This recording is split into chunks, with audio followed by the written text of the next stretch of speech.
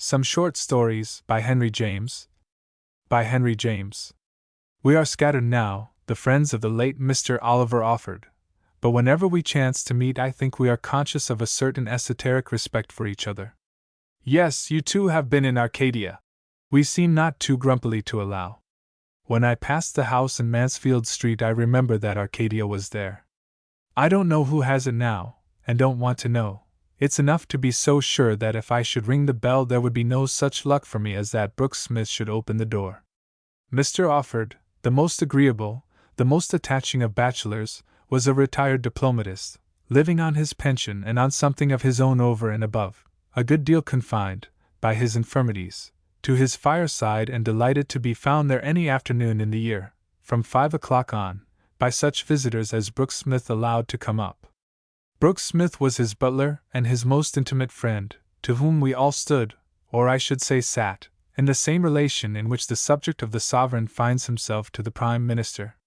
By having been for years, in foreign lands, the most delightful Englishman any one had ever known, Mr. Offord had in my opinion rendered signal service to his country.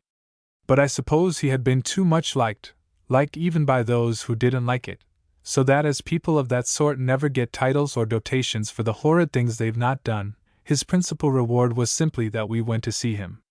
Oh, we went perpetually, and it was not our fault if he was not overwhelmed with this particular honor. Any visitor who came once came again. To come merely once was a slight nobody, I'm sure, had ever put upon him. His circle therefore was essentially composed of habitués, who were habitués for each other as well as for him, as those of a happy salon should be. I remember vividly every element of the place, down to the intensely Londonish look of the grey opposite houses, in the gap of the white curtains of the high windows, and the exact spot where, on a particular afternoon, I put down my teacup for Brooks Smith, lingering an instant, to gather it up as if he were plucking a flower. Mr. Offord's drawing-room was indeed Brooks Smith's garden, his pruned and tended human parterre, and if we all flourished there and grew well in our places it was largely owing to his supervision. Many persons have heard much, though most have doubtless seen little, of the famous institution of the salon, and many are born to the depression of knowing that this finest flower of social life refuses to bloom where the English tongue is spoken. The explanation is usually that our women have not the skill to cultivate it, the art to direct through a smiling land, between suggestive shores, a sinuous stream of talk. My affectionate, my pious memory of Mr. Offord contradicts this induction only, I fear, more insidiously to confirm it.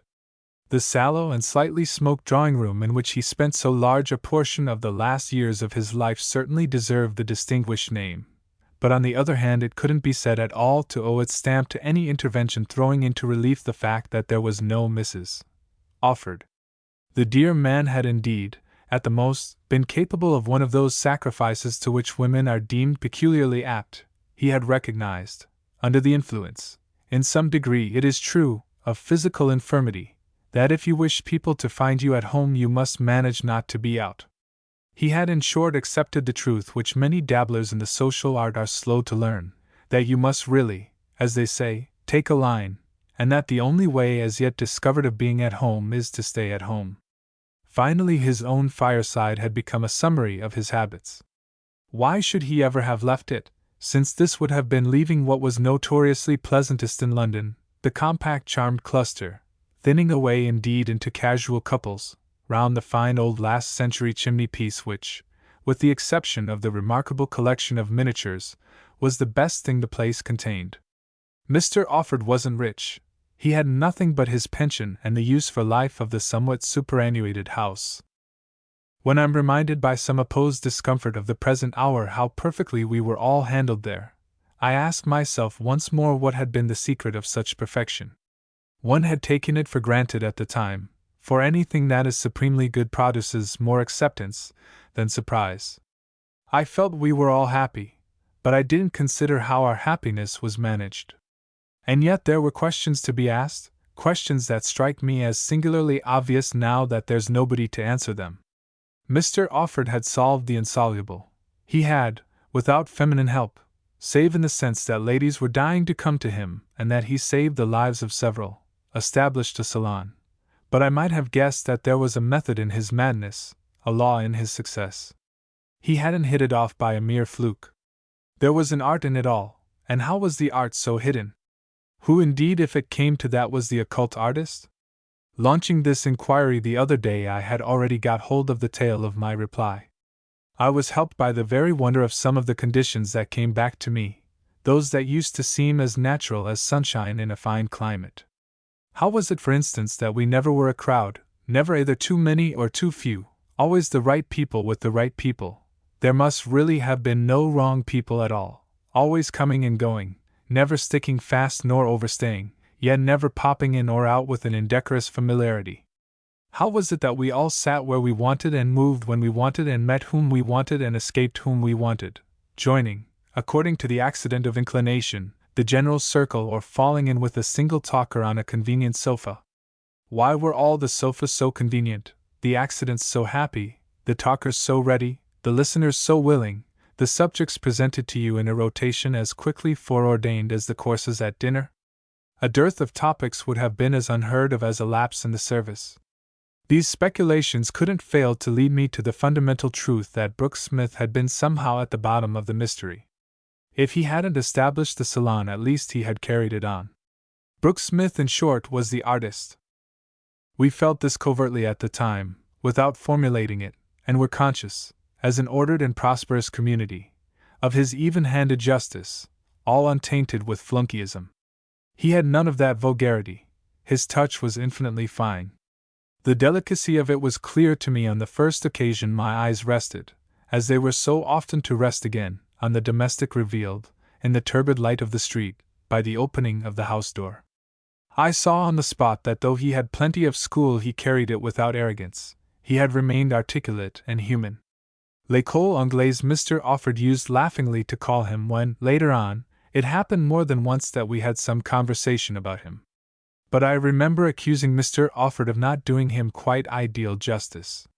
That he wasn't one of the giants of the school, however, was admitted by my old friend, who really understood him perfectly and was devoted to him, as I shall show, which doubtless poor Brooks Smith had himself felt, to his cost, when his value in the market was originally determined. The utility of his class in general is estimated by the foot and the inch, and poor Brooks Smith had only about 5 feet 3 to put into circulation. He acknowledged the inadequacy of this provision, and I'm sure was penetrated with the everlasting fitness of the relation between service and stature. If he had been Mr. Offord, he certainly would have found Brooks Smith wanting, and indeed the laxity of his employer on this score was one of many things he had had to condone, and to which he had at last indulgently adapted himself.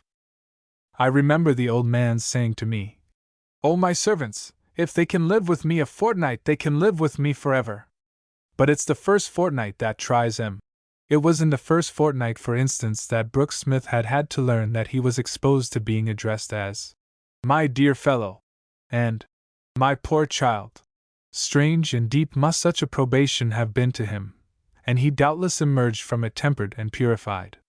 This was written to a certain extent in his appearance, in his spare, brisk little person, in his cloistered white face and extraordinarily polished hair, which told of responsibility, looked as if it were kept up to the same high standard as the plate, in his small, clear, anxious eyes, even in the permitted, though not exactly encouraged, tuft on his chin.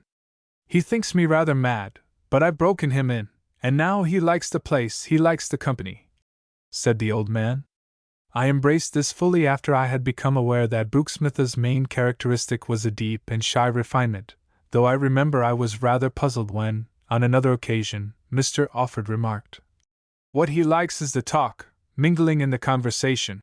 I was conscious I had never seen Brooks Smith permit himself this freedom, but I guessed in a moment that what Mr. Offord alluded to was a participation more intense than any speech could have represented, that of being perpetually present, on 100 legitimate pretexts, errands, necessities, and breathing the very atmosphere of criticism, the famous criticism of life. "Quite an education, sir, isn't it, sir?"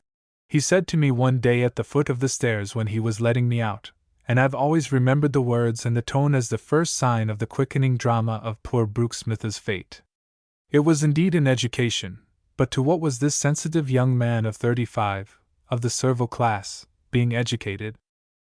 practically and inevitably, for the time, to companionship, to the perpetual, the even exaggerated reference and appeal of a person brought to dependence by his time of life and his infirmities, and always addicted moreover. This was the exaggeration, to the art of giving you pleasure by letting you do things for him. There were certain things Mr. Offord was capable of pretending he liked you to do even when he didn't. This, I mean, if he thought you liked them. If it happened that you didn't either, which was rare yet might be, of course there were cross purposes. But Brooks Smith was there to prevent their going very far. This was precisely the way he acted as moderator. He averted misunderstandings or cleared them up. He had been capable, strange as it may appear, of acquiring for this purpose an insight into the French tongue, which was often used at Mr. Offord's, for besides being habitual to most of the foreigners, and they were many, who haunted the place or arrived with letters often requiring a little worried consideration, of which Brooks Smith always had cognizance, it had really become the primary language of the master of the house. I don't know if all the malentendus were in French, but almost all the explanations were, and this didn't a bit prevent Brooks Smith's following them.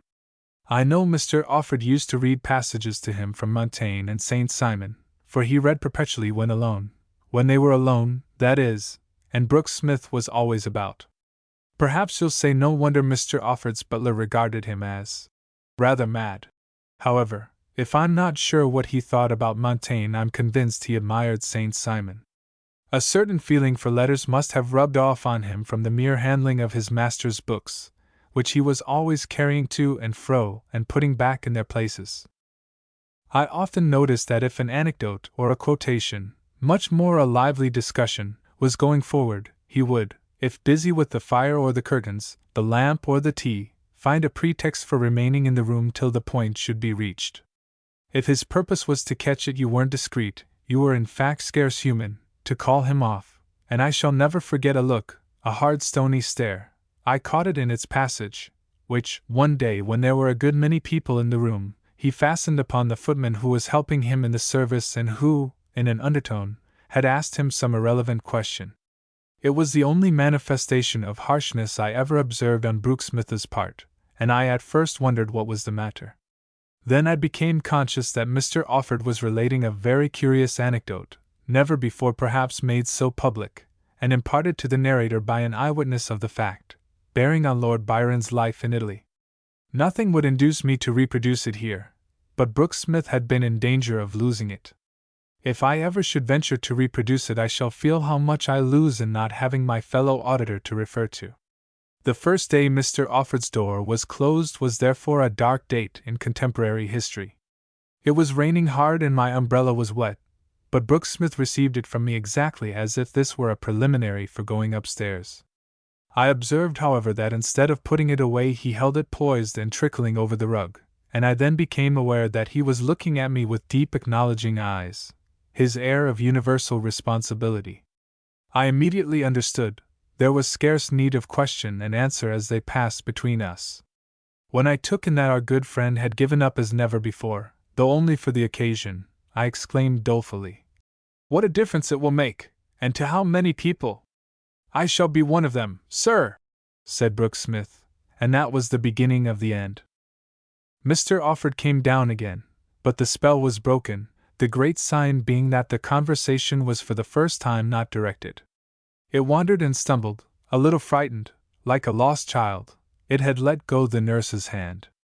"The worst of it is that now we shall talk about my health, c'est la fin de tout," Mr. Offord said when he reappeared, and then I recognized what a note of change that would be, for he had never tolerated anything so provincial.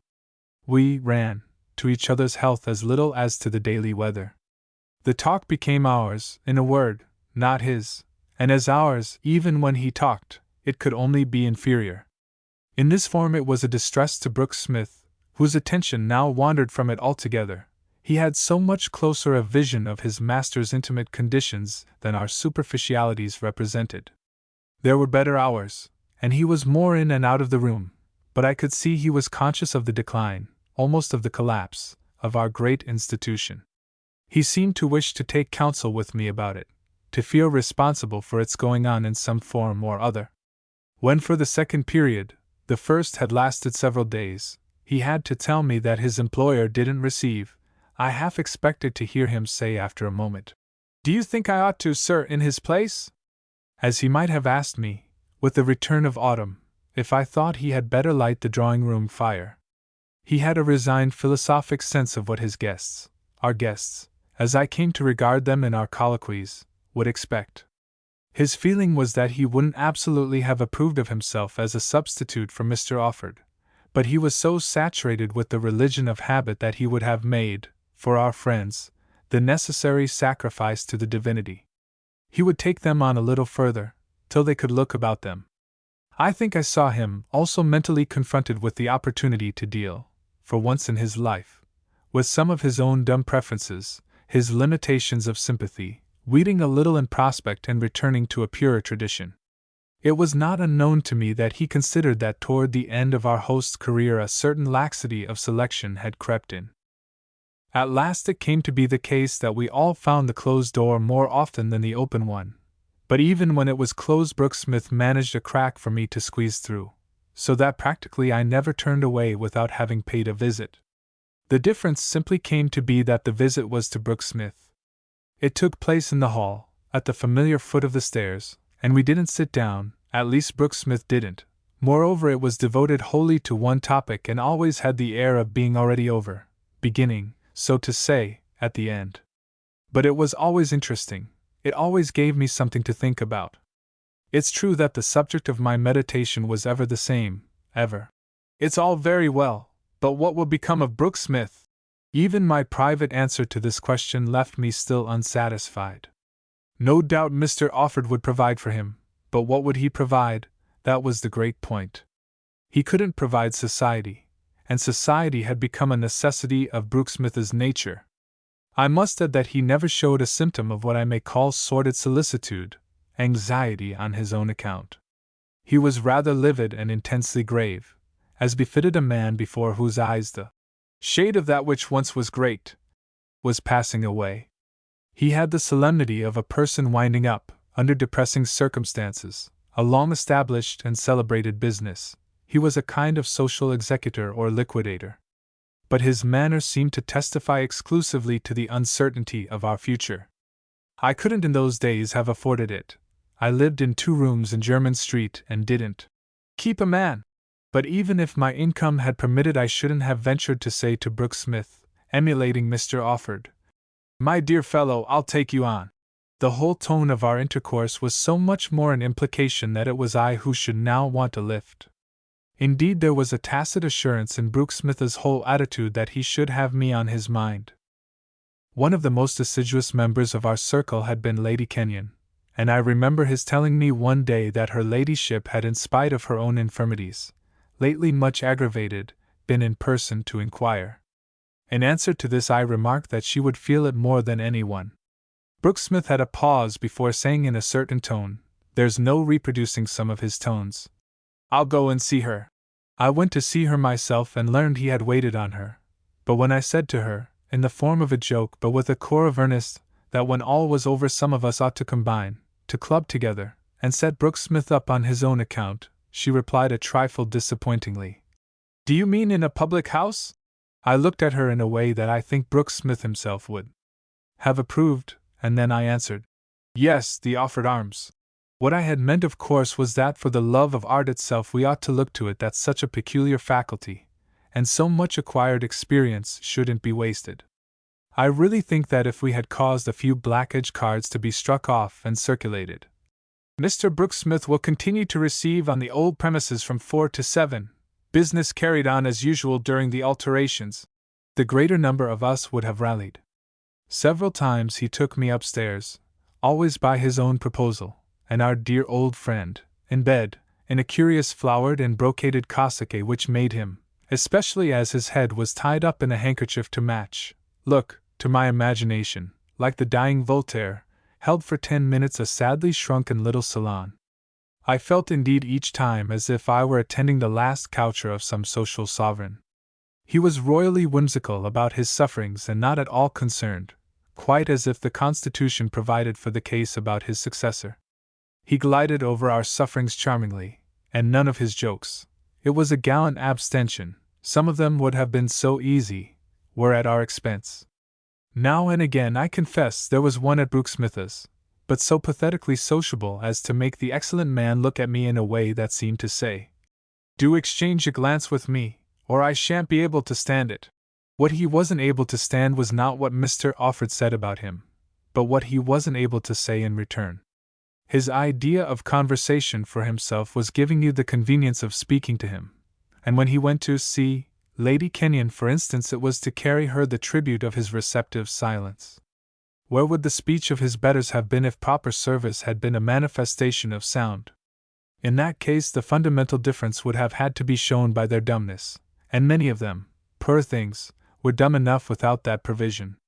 Brooksmith took an unfailing interest in the preservation of the fundamental difference. It was the thing he had most on his conscience. What had become of it, however, when Mr. Offord passed away like any inferior person, was relegated to eternal stillness after the manner of a butler above stairs. His aspect on the event, for the several successive days, may be imagined, and the multiplication by funereal observance of the things he didn't say. When everything was over, it was late the same day, I knocked at the door of the house of mourning as I so often had done before. I could never call on Mr. Offord again, but I had come literally to call on Brooksmith. I wanted to ask him if there was anything I could do for him, tainted with vagueness as this inquiry could only be. My presumptuous dream of taking him into my own service had died away. My service wasn't worth his being taken into. My offer could only be to help him to find another place, and yet there was an indelicacy, as it were, in taking for granted that his thoughts would immediately be fixed on another. I had a hope that he would be able to give his life a different form, though certainly not the form, the frequent result of such bereavements, of his setting up a little shop. That would have been dreadful, for I should have wished to forward any enterprise he might embark in. Yet how could I have brought myself to go and pay him shillings and take back coppers over a counter? My visit then was simply an intended compliment. He took it as such, gratefully and with all the tact in the world. He knew I really couldn't help him, and that I knew he knew I couldn't. But we discussed the situation, with a good deal of elegant generality, at the foot of the stairs, in the hall already dismantled, where I had so often discussed other situations with him. The executors were in possession, as was still more apparent when he made me pass for a few minutes into the dining room, where various objects were muffled up for removal. Two definite facts, however, he had to communicate, one being that he was to leave the house forever that night. Servants, for some mysterious reason, seem always to depart by night, and the other, he mentioned it only at the last and with hesitation, that he was already aware his late master had left him a legacy of £80. "I'm very glad," I said, and Brooksmith was of the same mind. It was so like him to think of me. This was all that passed between us on the subject, and I know nothing of his judgment of Mr. Offord's memento. £80 are always £80, and no one has ever left me an equal sum, but, all the same, for Brooksmith, I was disappointed. I don't know what I had expected, but it was almost a shock. £80 might stock a small shop, a very small shop, but I repeat, I couldn't bear to think of that. I asked my friend if he had been able to save a little, and he replied, "No, sir, I've had to do things." I didn't inquire what things they might have been. They were his own affair, and I took his word for them as assentingly as if he had had the greatness of an ancient house to keep up, especially as there was something in his manner that seemed to convey a prospect of further sacrifice. "I shall have to turn round a bit, sir. I shall have to look about me," he said, and then he added indulgently, magnanimously, "if you should happen to hear of anything for me." I couldn't let him finish. This was, in its essence, too much in the really grand manner. It would be a help to my getting him off my mind to be able to pretend I could find the right place, and that help he wished to give me, for it was doubtless painful to him to see me in so false a position. I interposed with a few words to the effect of how well aware I was that wherever he should go, whatever he should do, he would miss our old friend terribly, miss him even more than I should, having been with him so much more. This led him to make the speech that has remained with me as the very text of the whole episode. "Oh, sir, it's sad for you, very sad indeed, and for a great many gentlemen and ladies, that it is, sir.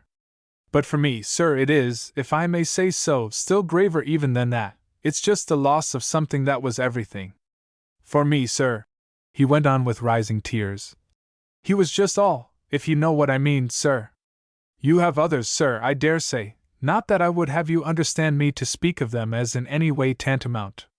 But you have the pleasures of society, sir, if it's only in talking about him, sir, as I dare say you do freely, for all his blessed memory has to fear from it, with gentlemen and ladies who have had the same honor. That's not for me, sir, and I've to keep my associations to myself. Mr. Offord was my society, and now, you see, I just haven't any. You go back to conversation, sir, after all, and I go back to my place." Brooksmith stammered, without exaggerated irony or dramatic bitterness, but with a flat, unstudied veracity, and his hand on the knob of the street door. He turned it to let me out, and then he added, "I just go downstairs, sir, again, and I stay there." "My poor child," I replied in my emotion, quite as Mr. Offord used to speak. "My dear fellow, leave it to me, we'll look after you, we'll all do something for you. Ah, if you could give me someone like him! But there ain't two such in the world," Brooksmith said as we parted. He had given me his address, the place where he would be to be heard of. For a long time I had no occasion to make use of the information. He proved on trial so very difficult a case. The people who knew him and had known Mr. Offord didn't want to take him, and yet I couldn't bear to try to thrust him among strangers to his past when not to his present. I spoke to many of our old friends about him and found them all governed by the odd mixture of feelings of which I myself was conscious, as well as disposed, further, to entertain a suspicion that he was spoiled, with which I then would have nothing to do. In plain terms, a certain embarrassment, a sensible awkwardness when they thought of it, attached to the idea of using him as a menial. They had met him so often in society.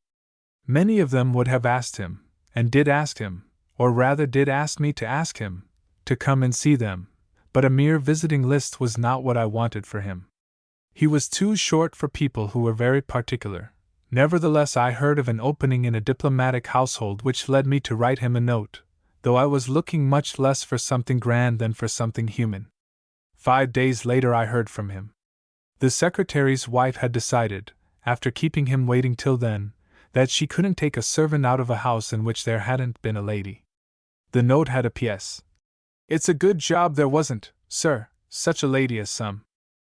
A week later he came to see me and told me he was suited, committed to some highly respectable people. They were something quite immense in the city, who lived on the Bayswater side of the park. "I dare say it will be rather poor, sir," he admitted.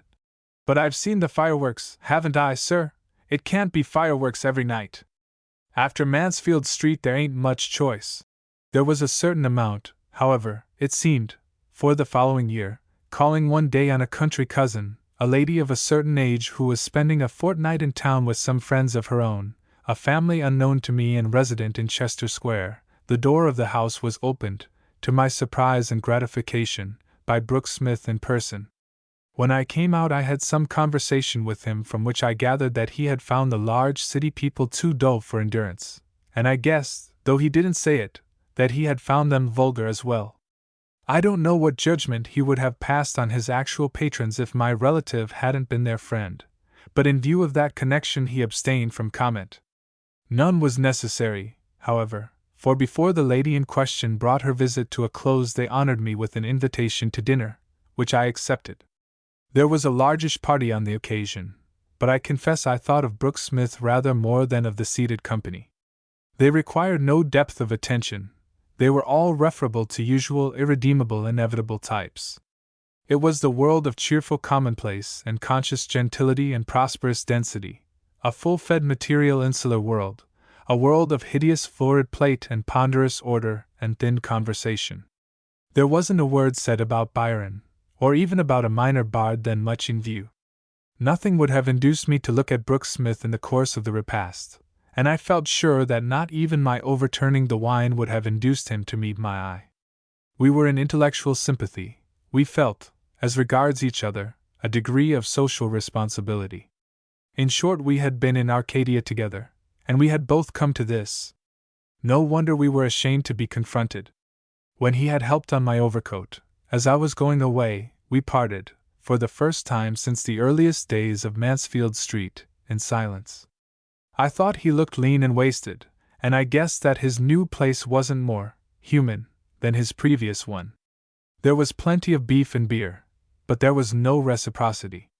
The question for him to have asked before accepting the position wouldn't have been, "How many footmen are kept?" but, "How much imagination?" The next time I went to the house, I confess it wasn't very soon, I encountered his successor, a personage who evidently enjoyed the good fortune of never having quitted his natural level. Could any be higher?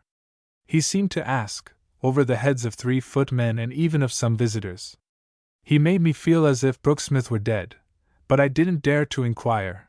I couldn't have borne his. "I haven't the least idea, sir." I dispatched a note to the address that worthy had given me after Mr. Offord's death, but I received no answer. 6 months later, however, I was favored with a visit from an elderly, dreary, dingy person who introduced herself to me as Mr. Brooksmith's aunt, and from whom I learned that he was out of place and out of health, and had allowed her to come and say to me that if I could spare half an hour to look in at him, he would take it as a rare honor. I went the next day. His messenger had given me a new address, and found my friend lodged in a short, sordid street in Marylebone, one of those corners of London that wear the last expression of sickly meanness. The room into which I was shown was above the small establishment of a dyer and cleaner who had inflated kid gloves and discolored shawls in his shop front. There was a great deal of grimy infant life up and down the place, and there was a hot, moist smell within, as of the boiling of dirty linen. Brooksmith sat with a blanket over his legs at a clean little window where, from behind stiff bluish-white curtains, he could look across at a huckster's and a tinsmith's and a small greasy public house. He had passed through an illness and was convalescent, and his mother, as well as his aunt, was in attendance on him. I liked the nearer relative, who was bland and intensely humble, but I had my doubts of the remoter, whom I connected perhaps unjustly with the opposite public house. She seemed somehow greasy with the same grease, and whose furtive I followed every movement of my hand as to see if it weren't going into my pocket. It didn't take this direction. I couldn't, unsolicited, put myself at that sort of ease with Brooksmith. Several times the door of the room opened and mysterious old women peeped in and shuffled back again. I don't know who they were. Poor Brooksmith seemed encompassed with vague, prying, beery females. He was vague himself, and evidently weak, and much embarrassed, and not an allusion was made between us to Mansfield Street. The vision of the salon of which he had been an ornament hovered before me, however, by contrast, sufficiently. He assured me he was really getting better, and his mother remarked that he would come round if he could only get his spirits up. The aunt echoed this opinion, and I became more sure that in her own case she knew where to go for such a purpose. I'm afraid I was rather weak with my old friend, for I neglected the opportunity, so exceptionally good, to rebuke the levity which had led him to throw up honorable positions, fine stiff steady berths in Bayswater and Belgravia, with morning prayers, as I knew, attached to one of them. Very likely his reasons had been profane and sentimental. He didn't want morning prayers, he wanted to be somebody's dear fellow. But I couldn't be the person to rebuke him. He shuffled these episodes out of sight. I saw he had no wish to discuss them. I noted further, strangely enough, that it would probably be a questionable pleasure for him to see me again. He doubted now even of my power to condone his aberrations. He didn't wish to have to explain, and his behavior was likely in future to need explanation. When I bade him farewell, he looked at me a moment with eyes that said everything.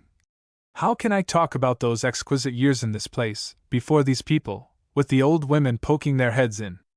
It was very good of you to come to see me. It wasn't my idea, she brought you. We've said everything. It's over. You'll lose all patience with me, and I'd rather you shouldn't see the rest." I sent him some money in a letter the next day, but I saw the rest only in the light of a barren sequel. A whole year after my visit to him I became aware once, in dining out, that Brooksmith was one of the several servants who hovered behind our chairs. He hadn't opened the door of the house to me, nor had I recognized him in the array of retainers in the hall. This time I tried to catch his eye, but he never gave me a chance, and when he handed me a dish I could only be careful to thank him audibly. Indeed, I partook of 2 entrees of which I had my doubts, subsequently converted into certainties, in order not to snub him. He looked well enough in health, but much older, and wore in an exceptionally marked degree the glazed and expressionless mask of the British domestic de race. I saw with dismay that if I hadn't known him I should have taken him, on the showing of his countenance, for an extravagant illustration of irresponsive servile gloom.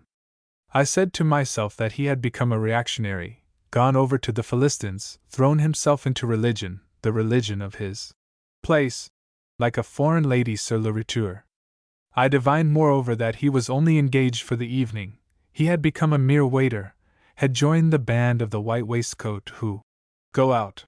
There was something pathetic in this fact. It was a terrible vulgarization of Brooke Smith. It was the mercenary prose of butlerhood. He had given up the struggle for the poetry. If reciprocity was what he had missed, where was the reciprocity now?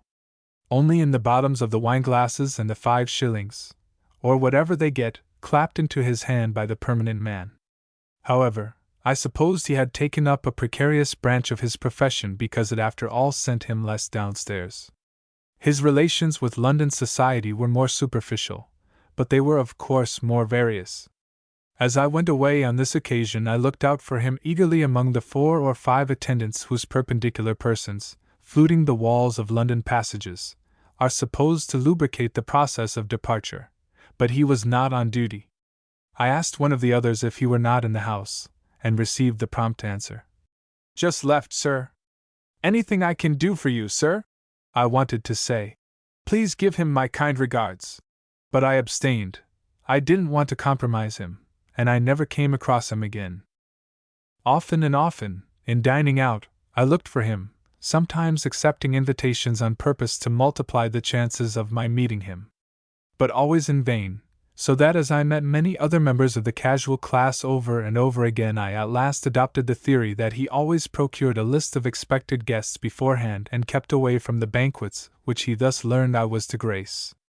At last I gave up hope, and one day at the end of 3 years I received another visit from his aunt. She was drearier and dingier, almost squalid, and she was in great tribulation and want. Her sister, Mrs. Brooke Smith, had been dead a year, and 3 months later her nephew had disappeared. He had always looked after her a bit since her troubles. I never knew what her troubles had been, and now she hadn't so much as a petticoat to pawn. She had also a niece, to whom she had been everything before her troubles, but the niece had treated her most shameful. These were details. The great and romantic fact was Brooke Smith's final evasion of his fate. He had gone out to wait one evening as usual, in a white waistcoat she had done up for him with her own hands, being due at a large party up Kensington Way. But he had never come home again and had never arrived at the large party, nor at any party that any one could make out. No trace of him had come to light, no gleam of the white waistcoat had pierced the obscurity of his doom. This news was a sharp shock to me, for I had my ideas about his real destination. His aged relative had promptly, as she said, guessed the worst. Somehow, and somewhere he had got out of the way altogether, and now I trust that, with characteristic deliberation, he is changing the plates of the immortal gods. As my depressing visitant also said, he never had got his spirits up. I was fortunately able to dismiss her with her own somewhat improved. But the dim ghost of poor Brooke Smith is one of those that I see. He had indeed been spoiled. The real thing. Chapter 1. When the porter's wife, who used to answer the house bell, announced, "A gentleman and a lady, sir," I had, as I often had in those days, the wish being father to the thought, an immediate vision of sitters.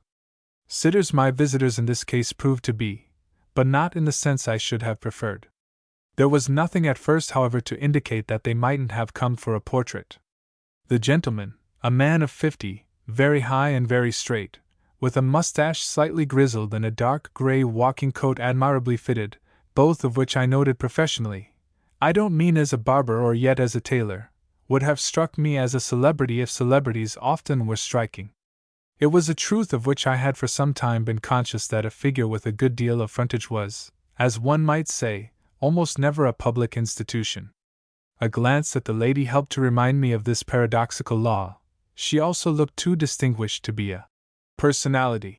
Moreover, one would scarcely come across two variations together. Neither of the pair immediately spoke. They only prolonged the preliminary gaze, suggesting that each wished to give the other a chance. They were visibly shy. They stood there letting me take them in, which, as I afterwards perceived, was the most practical thing they could have done. In this way their embarrassment served their cause. I had seen people painfully reluctant to mention that they desired anything so gross as to be represented on canvas, but the scruples of my new friends appeared almost insurmountable. Yet the gentleman might have said, "I should like a portrait of my wife," and the lady might have said, "I should like a portrait of my husband." Perhaps they weren't husband and wife. This naturally would make the matter more delicate. Perhaps they wished to be done together, in which case they ought to have brought a third person to break the news. "We come from Mr. Rivet," the lady finally said with a dim smile that had the effect of a moist sponge passed over a sunk piece of painting, as well as of a vague allusion to vanished beauty. She was as tall and straight, in her degree, as her companion, and with 10 years less to carry. She looked as sad as a woman could look whose face was not charged with expression, that is, her tinted oval mask showed waste as an exposed surface shows friction. The hand of time had played over her freely, but to an effect of elimination. She was slim and stiff, and so well dressed, in dark blue cloth, with lappets and pockets and buttons, that it was clear she employed the same tailor as her husband. The couple had an indefinable air of prosperous thrift. They evidently got a good deal of luxury for their money. If I was to be one of their luxuries, it would behove me to consider my terms. "Ah, Claude Rivet recommended me?" I echoed, and I added that it was very kind of him, though I could reflect that, as he only painted landscape, this wasn't a sacrifice. The lady looked very hard at the gentleman, and the gentleman looked round the room. Then, staring at the floor a moment and stroking his mustache, he rested his pleasant eyes on me with the remark, "He said you were the right one. I try to be, when people want to sit." "Yes, we should like to," said the lady anxiously. "Do you mean together?" My visitors exchanged a glance. "If you could do anything with me, I suppose it would be double," the gentleman stammered. "Oh yes, there's naturally a higher charge for 2 figures than for 1. We should like to make it pay," the husband confessed. "That's very good of you," I returned, appreciating so unwonted a sympathy, for I supposed he meant pay the artist. A sense of strangeness seemed to dawn on the lady. "We mean for the illustrations. Mr. Rivet said you might put one in." "Put in an illustration?" I was equally confused. "Sketch her off, you know," said the gentleman, coloring. It was only then that I understood the service Claude Rivet had rendered me. He had told them how I worked in black and white, for magazines, for storybooks, for sketches of contemporary life, and consequently had copious employment for models. These things were true, but it was not less true, I may confess it now, whether because the aspiration was to lead to everything or to nothing I leave the reader to guess, that I couldn't get the honors, to say nothing of the emoluments, of a great painter of portraits out of my head. My illustrations were my potboilers. I looked to a different branch of art, far and away the most interesting it had always seemed to me, to perpetuate my fame. There was no shame in looking to it also to make my fortune, but that fortune was by so much further from being made from the moment my visitors wished to be done for nothing. I was disappointed, for in the pictorial sense I had immediately seen them. I had seized their type. I had already settled what I would do with it. Something that wouldn't absolutely have pleased them, I afterwards reflected. I began as soon as I had mastered my surprise. I couldn't bring out the dingy word models, it seemed so little to fit the case. "We haven't had much practice," said the lady. "We've got to do something, and we've thought that an artist in your line might perhaps make something of us." Her husband threw off. He further mentioned that they didn't know many artists and that they had gone first, on the off chance. He painted views, of course, but sometimes put in figures. Perhaps I remembered, to Mr. Rivet, whom they had met a few years before at a place in Norfolk where he was sketching. We used to sketch a little ourselves, the lady hinted. It's very awkward, but we absolutely must do something, her husband went on. Of course we're not so very young, she admitted with a wan smile. With the remark that I might as well know something more about them, the husband had handed me a card extracted from a neat new pocketbook.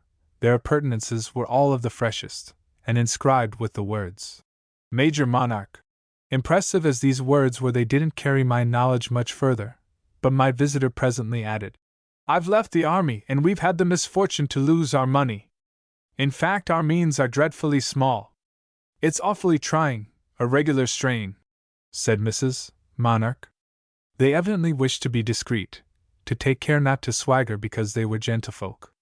I felt them willing to recognize this as something of a drawback, at the same time that I guessed at an underlying sense, their consolation in adversity, that they had their points.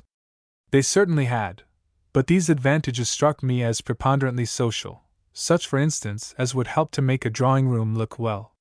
However, a drawing-room was always, or ought to be, a picture. In consequence of his wife's allusion to their age, Major Monarch observed, Naturally it's more for the figure that we thought of going in. We can still hold ourselves up.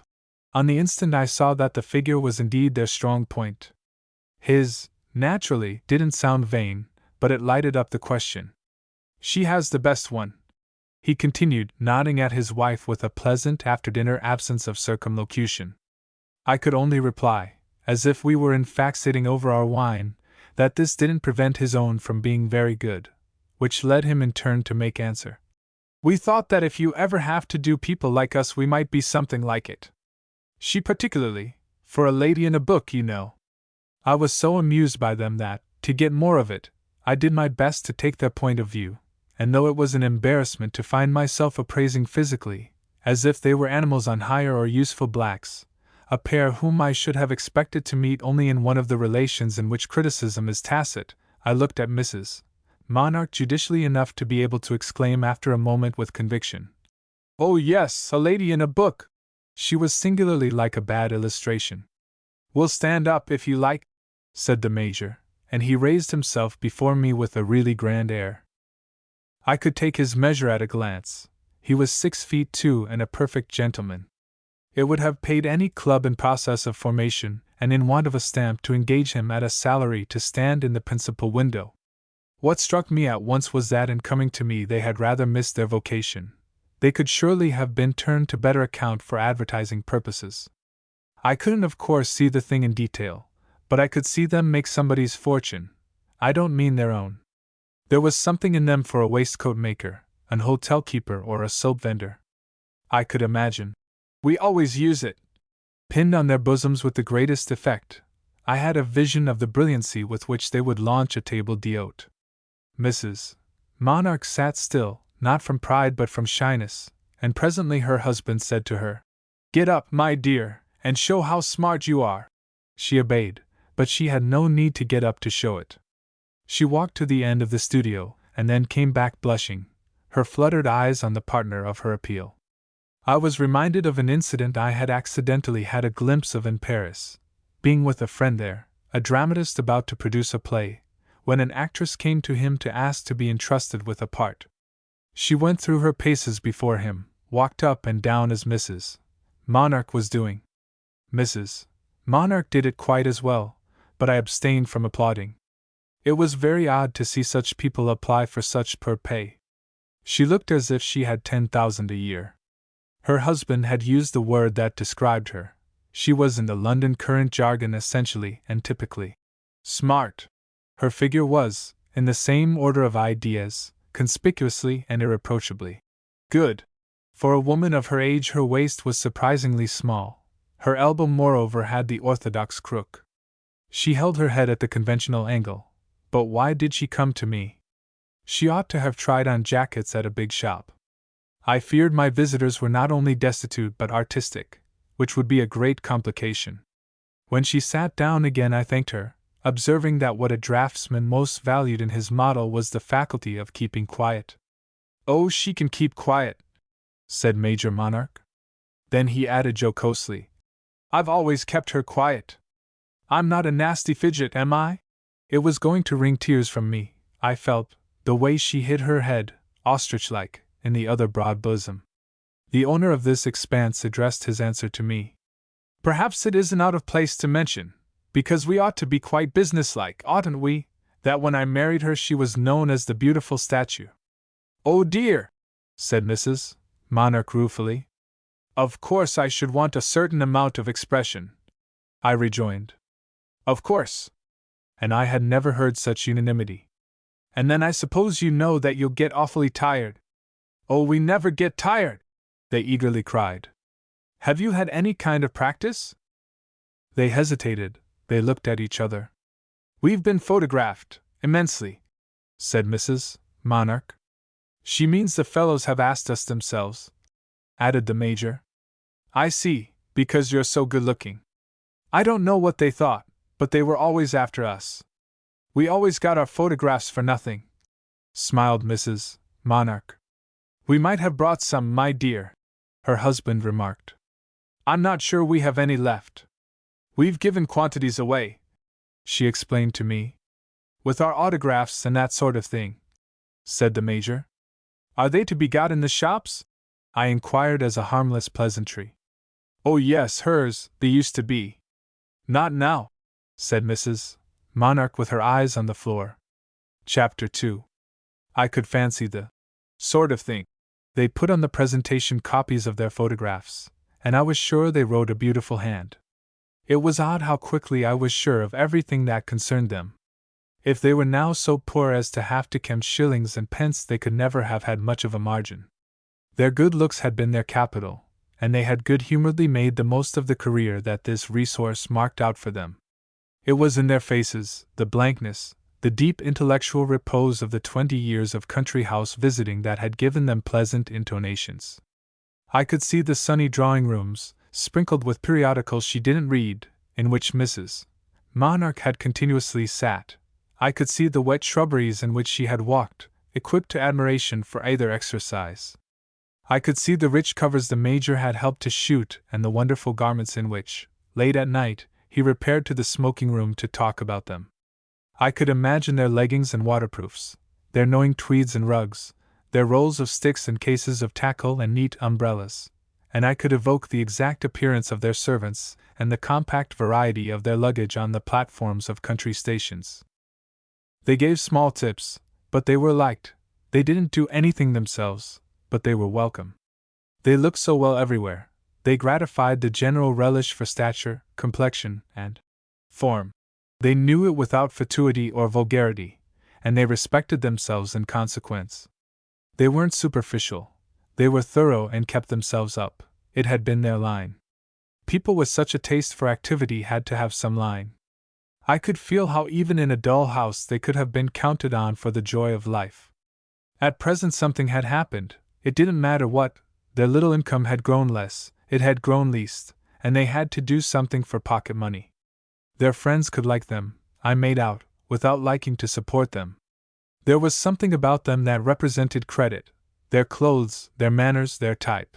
But if credit is a large empty pocket in which an occasional chink reverberates, the chink at least must be audible. What they wanted of me was help to make it so. Fortunately they had no children. I soon divined that. They would also perhaps wish our relations to be kept secret. This was why it was. For the figure. The reproduction of the face would betray them.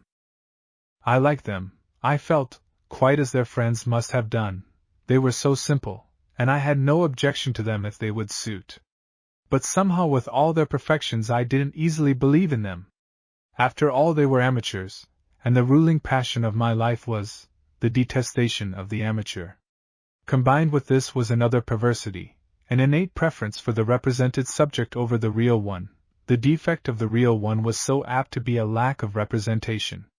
I liked things that appeared, then one was sure. Whether they were or not was a subordinate, and almost always a profitless question. There were other considerations, the first of which was that I already had 2 or 3 recruits in use, notably a young person with big feet, an alpaca, from Kilburn, who for a couple of years had come to me regularly for my illustrations and with whom I was still, perhaps ignobly, satisfied. I frankly explained to my visitors how the case stood, but they had taken more precautions than I supposed. They had reasoned out their opportunity, for Claude Rivet had told them of the projected edition de luxe of one of the writers of our day, the rarest of the novelists, who, long neglected by the multitudinous vulgar, and dearly prized by the attentive, need I mention Philip Vincent, had had the happy fortune of seeing, late in life, the dawn and then the full light of a higher criticism. An estimate in which on the part of the public there was something really of expiation. The edition preparing, planned by a publisher of taste, was practically an act of high reparation. The woodcuts with which it was to be enriched were the homage of English art to one of the most independent representatives of English letters. Major and Mrs. Monarch confessed to me they had hoped I might be able to work them into my branch of the enterprise. They knew I was to do the first of the books, Rutland Ramsay, but I had to make clear to them that my participation in the rest of the affair, this first book was to be a test, must depend on the satisfaction I should give. If this should be limited, my employers would drop me with scarce common forms. It was therefore a crisis for me, and naturally I was making special preparations, looking about for new people, should they be necessary, and securing the best types. I admitted, however, that I should like to settle down to 2 or 3 good models who would do for everything. Should we have often to put on special clothes? Mrs. Monarch timidly demanded. Dear, yes, that's half the business. And should we be expected to supply our own costumes? Oh no, I've got a lot of things. A painter's models put on, or put off, anything he likes. And you mean, the same? The same? Mrs. Monarch looked at her husband again. Oh, she was just wondering, he explained, if the costumes are in general use. I had to confess that they were, and I mentioned further that some of them, I had a lot of genuine greasy last-century things, had served their time, 100 years ago, on living, world-stained men and women, on figures not perhaps so far removed, in that vanished world, from their type, the monarchs, of a breeched and bewigged age. We'll put on anything that fits, said the Major. Oh, I arrange that, they fit in the pictures. I'm afraid I should do better for the modern books. I'd come as you like, said Mrs. Monarch. She has got a lot of clothes at home, they might do for contemporary life. Her husband continued. Oh, I can fancy scenes in which you'd be quite natural. And indeed I could see the slipshod rearrangements of stale properties. The stories I tried to produce pictures for without the exasperation of reading them, whose sandy tracks the good lady might help to people. But I had to return to the fact that, for this sort of work, the daily mechanical grind, I was already equipped. The people I was working with were fully adequate. We only thought we might be more like some characters, said Mrs. Monarch mildly, getting up. Her husband also rose. He stood looking at me with a dim wistfulness that was touching in so fine a man. Wouldn't it be rather a pull sometimes to have? He hung fire. He wanted me to help him by phrasing what he meant. But I couldn't, I didn't know. So he brought it out awkwardly. The real thing, a gentleman, you know, or a lady. I was quite ready to give a general assent. I admitted that there was a great deal in that. This encouraged Major Monarch to say, following up his appeal with an unacted gulp. It's awfully hard, we've tried everything. The gulp was communicative. It proved too much for his wife. Before I knew it, Mrs. Monarch had dropped again upon a divan and burst into tears. Her husband sat down beside her, holding one of her hands, whereupon she quickly dried her eyes with the other, while I felt embarrassed as she looked up at me. There isn't a confounded job I haven't applied for, waited for, prayed for. You can fancy we'd be pretty bad first. Secretaryships and that sort of thing? You might as well ask for a peerage. I'd be anything, I'm strong, a messenger or a coal-heaver. I'd put on a gold-laced cap and open carriage doors in front of the haberdashers. I'd hang about a station to carry portmanteaus. I'd be a postman. But they won't look at you. There are thousands as good as yourself already on the ground. Gentlemen, poor beggars, who've drunk their wine, who've kept their hunters. I was as reassuring as I knew how to be, and my visitors were presently on their feet again while, for the experiment, we agreed on an hour. We were discussing it when the door opened and Miss Cherm came in with a wet umbrella. Miss Churm had to take the omnibus to Maida Vale and then walk half a mile. She looked a trifle blowsy and slightly splashed. I scarcely ever saw her come in without thinking afresh how odd it was that, being so little in herself, she should yet be so much in others. She was a meagre little Miss Churm, but was such an ample heroine of romance. She was only a freckled cockney, but she could represent everything, from a fine lady to a shepherdess. She had the faculty, as she might have had a fine voice or long hair. She couldn't spell and she loved beer, but she had 2 or 3 points, and practice, and a knack, and mother wit, and a whimsical sensibility, and a love of the theatre, and 7 sisters, and not an ounce of respect, especially for the H. The first thing my visitors saw was that her umbrella was wet, and in their spotless perfection they visibly winced at it. The rain had come on since their arrival. "I'm all in a soak, there was a mess of people in the bus. I wish you lived near a station," said Miss Churm. I requested her to get ready as quickly as possible, and she passed into the room in which she always changed her dress. But before going out she asked me what she was to get into this time. "It's the Russian princess, don't you know?" I answered. "The one with the golden eyes, in black velvet, for the long thing in the cheap side." "Golden eyes? I say!" cried Miss Churm, while my companions watched her with intensity as she withdrew. She always arranged herself, when she was late, before I could turn round, and I kept my visitors a little on purpose, so that they might get an idea, from seeing her, what would be expected of themselves. I mentioned that she was quite my notion of an excellent model. She was really very clever. "Do you think she looks like a Russian princess?" Major Monarch asked with lurking alarm. "When I make her, yes." "Oh, if you have to make her," he reasoned, not without point. "That's the most you can ask. There are so many who are not makeable. Well now, here's a lady." And with a persuasive smile he passed his arm into his wife's. "Who's already made?" "Oh, I'm not a Russian princess," Mrs. Monarch protested a little coldly. I could see she had known some and didn't like them. There at once was a complication of a kind I never had to fear with Miss Churm. This young lady came back in black velvet. The gown was rather rusty and very low on her lean shoulders, and with a Japanese fan in her red hands. I reminded her that in the scene I was doing she had to look over someone's head. "I forget whose it is, but it doesn't matter. Just look over a head." "I'd rather look over a stove," said Miss Churm, and she took her station near the fire. She fell into position, settled herself into a tall attitude, gave a certain backward inclination to her head and a certain forward droop to her fan, and looked, at least to my prejudiced sense, distinguished and charming, foreign and dangerous. We left her looking so while I went downstairs with Major and Mrs. Monarch. "I believe I could come about as near it as that," said Mrs. Monarch.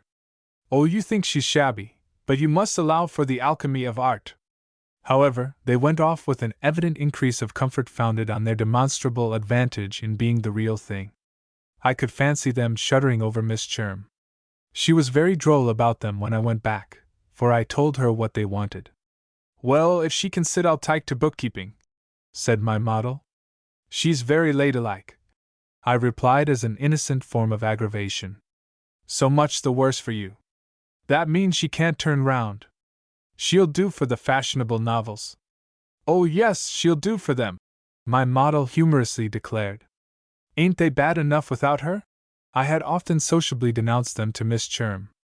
Chapter 3. It was for the elucidation of a mystery in one of these works that I first tried Mrs. Monarch. Her husband came with her, to be useful if necessary. It was sufficiently clear that as a general thing he would prefer to come with her. At first I wondered if this were for propriety's sake, if he were going to be jealous and meddling. The idea was too tiresome, and if it had been confirmed it would speedily have brought our acquaintance to a close. But I soon saw there was nothing in it, and that if he accompanied Mrs. Monarch it was, in addition to the chance of being wanted, simply because he had nothing else to do. When they were separate his occupation was gone, and they never had been separate. I judged rightly that in their awkward situation their close union was their main comfort, and that this union had no weak spot. It was a real marriage, an encouragement to the hesitating, a nut for pessimists to crack. Their address was humble. I remember afterwards thinking it had been the only thing about them that was really professional, and I could fancy the lamentable lodgings in which the Major would have been left alone. He could sit there more or less grimly with his wife, he couldn't sit there anyhow without her. He had too much tact to try and make himself agreeable when he couldn't be useful, so when I was too absorbed in my work to talk he simply sat and waited. But I liked to hear him talk, it made my work, when not interrupting it, less mechanical, less special. To listen to him was to combine the excitement of going out with the economy of staying at home. There was only one hindrance, that I seemed not to know any of the people this brilliant couple had known. I think he wondered extremely, during the term of our intercourse, whom the deuce I did know. He hadn't a stray sixpence of an idea to fumble for, so we didn't spin it very fine. We confined ourselves to questions of leather and even of liquor saddlers and breeches makers and how to get excellent claret cheap, and matters like good trains, and the habits of small game. His lore on these last subjects was astonishing. He managed to interweave the station master with the ornithologist. When he couldn't talk about greater things he could talk cheerfully about smaller, and since I couldn't accompany him into reminiscences of the fashionable world he could lower the conversation without a visible effort to my level. So earnest a desire to please was touching in a man who could so easily have knocked one down. He looked after the fire and had an opinion on the draught of the stove without my asking him, and I could see that he thought many of my arrangements not half knowing. I remember telling him that if I were only rich I'd offer him a salary to come and teach me how to live.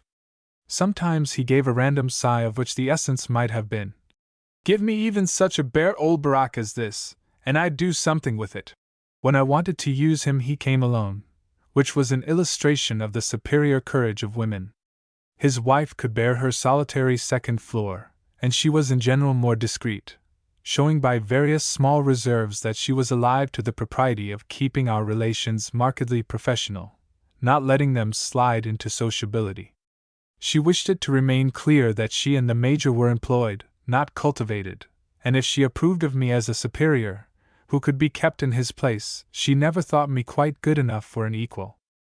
She sat with great intensity, giving the whole of her mind to it, and was capable of remaining for an hour almost as motionless as before a photographer's lens. I could see she had been photographed often, but somehow the very habit that made her good for that purpose unfitted her for mine. At first I was extremely pleased with her ladylike air, and it was a satisfaction, on coming to follow her lines, to see how good they were and how far they could lead the pencil. But after a little skirmishing I began to find her too insurmountably stiff. Do what I would with it, my drawing looked like a photograph or a copy of a photograph. Her figure had no variety of expression, she herself had no sense of variety. You may say that this was my business, and was only a question of placing her. Yet I placed her in every conceivable position, and she managed to obliterate their differences.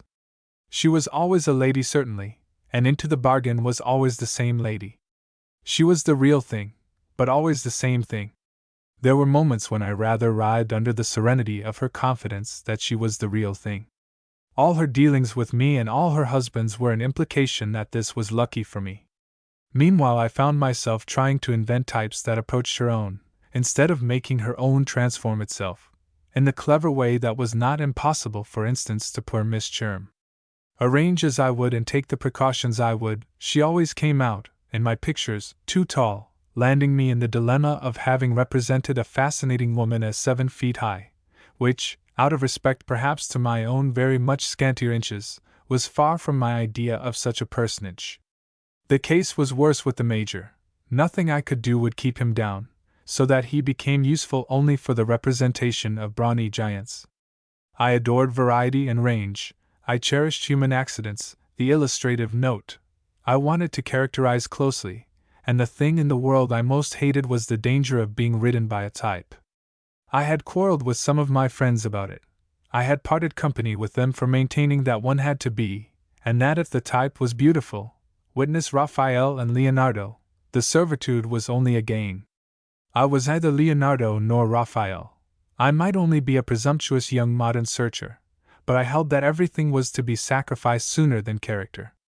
When they claimed that the obsessional form could easily be character, I retorted, perhaps superficially, whose? It couldn't be everybody's, it might end in being nobody's. After I had drawn Mrs.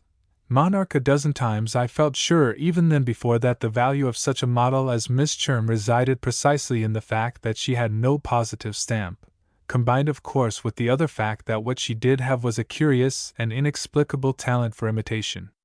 Her usual appearance was like a curtain which she could draw up at request for a capital performance. This performance was simply suggestive, but it was a word to the wise, it was vivid and pretty. Sometimes even I thought it, though she was plain herself, too insipidly pretty. I made it a reproach to her that the figures drawn from her were monotonously, bêtement, as we used to say, graceful. Nothing made her more angry. It was so much her pride to feel she could sit for characters that had nothing in common with each other. She would accuse me at such moments of taking away her reputation. It suffered a certain shrinkage, this queer quantity, from the repeated visits of my new friends. Miss Cherm was greatly in demand, never in want of employment, so I had no scruple in putting her off occasionally, to try them more at my ease. It was certainly amusing at first to do the real thing. It was amusing to do Major Monarch's trousers. They were the real thing, even if he did come out colossal. It was amusing to do his wife's back hair. It was so mathematically neat, and the particular, smart, tension of her tight stays. She lent herself especially to positions in which the face was somewhat averted or blurred. She abounded in ladylike back views and profiles perdues. When she stood erect, she took naturally one of the attitudes in which court painters represent queens and princesses, so that I found myself wondering whether, to draw out this accomplishment, I couldn't get the editor of the Cheapside to publish a really royal romance. A tale of Buckingham Palace. Sometimes, however, the real thing and the make-believe came into contact, by which I mean that Miss Cherm, keeping an appointment or coming to make one on days when I had much work in hand, encountered her invidious rivals. The encounter was not on their part, for they noticed her no more than if she had been the housemaid, not from intentional loftiness, but simply because as yet, professionally, they didn't know how to fraternize, as I could imagine they would have liked, or at least that the Major would. They couldn't talk about the omnibus, they always walked, and they didn't know what else to try. She wasn't interested in good trains or cheap claret. Besides, they must have felt, in the air, that she was amused at them, secretly derisive of their ever knowing how. She wasn't a person to conceal the limits of her faith if she had had a chance to show them. On the other hand, Mrs. Monarch didn't think her tidy, for why else did she take pains to say to me, it was going out of the way for Mrs. Monarch, that she didn't like dirty women? One day when my young lady happened to be present with my other sitters, she even dropped in, when it was convenient, for a chat. I asked her to be so good as to lend a hand in getting tea, a service with which she was familiar, and which was one of a class that, living as I did in a small way, with slender domestic resources, I often appealed to my models to render. They liked to lay hands on my property, to break the sitting, and sometimes the china. It made them feel bohemian. The next time I saw Miss Cherm after this incident, she surprised me greatly by making a scene about it. She accused me of having wished to humiliate her. She hadn't resented the outrage at the time, but had seemed obliging and amused, enjoying the comedy of asking Mrs. Monarch, who sat vague and silent, whether she would have cream and sugar, and putting an exaggerated simper into the question. She had tried intonations, as if she too wished to pass for the real thing, till I was afraid my other visitors would take offense. Oh, they were determined not to do this, and their touching patience was the measure of their great need. They would sit by the hour, uncomplaining, till I was ready to use them. They would come back on the chance of being wanted and would walk away cheerfully if it failed. I used to go to the door with them to see in what magnificent order they retreated. I tried to find other employment for them. I introduced them to several artists. But they didn't take, for reasons I could appreciate, and I became rather anxiously aware that after such disappointments they fell back upon me with a heavier weight. They did me the honor to think me most their form.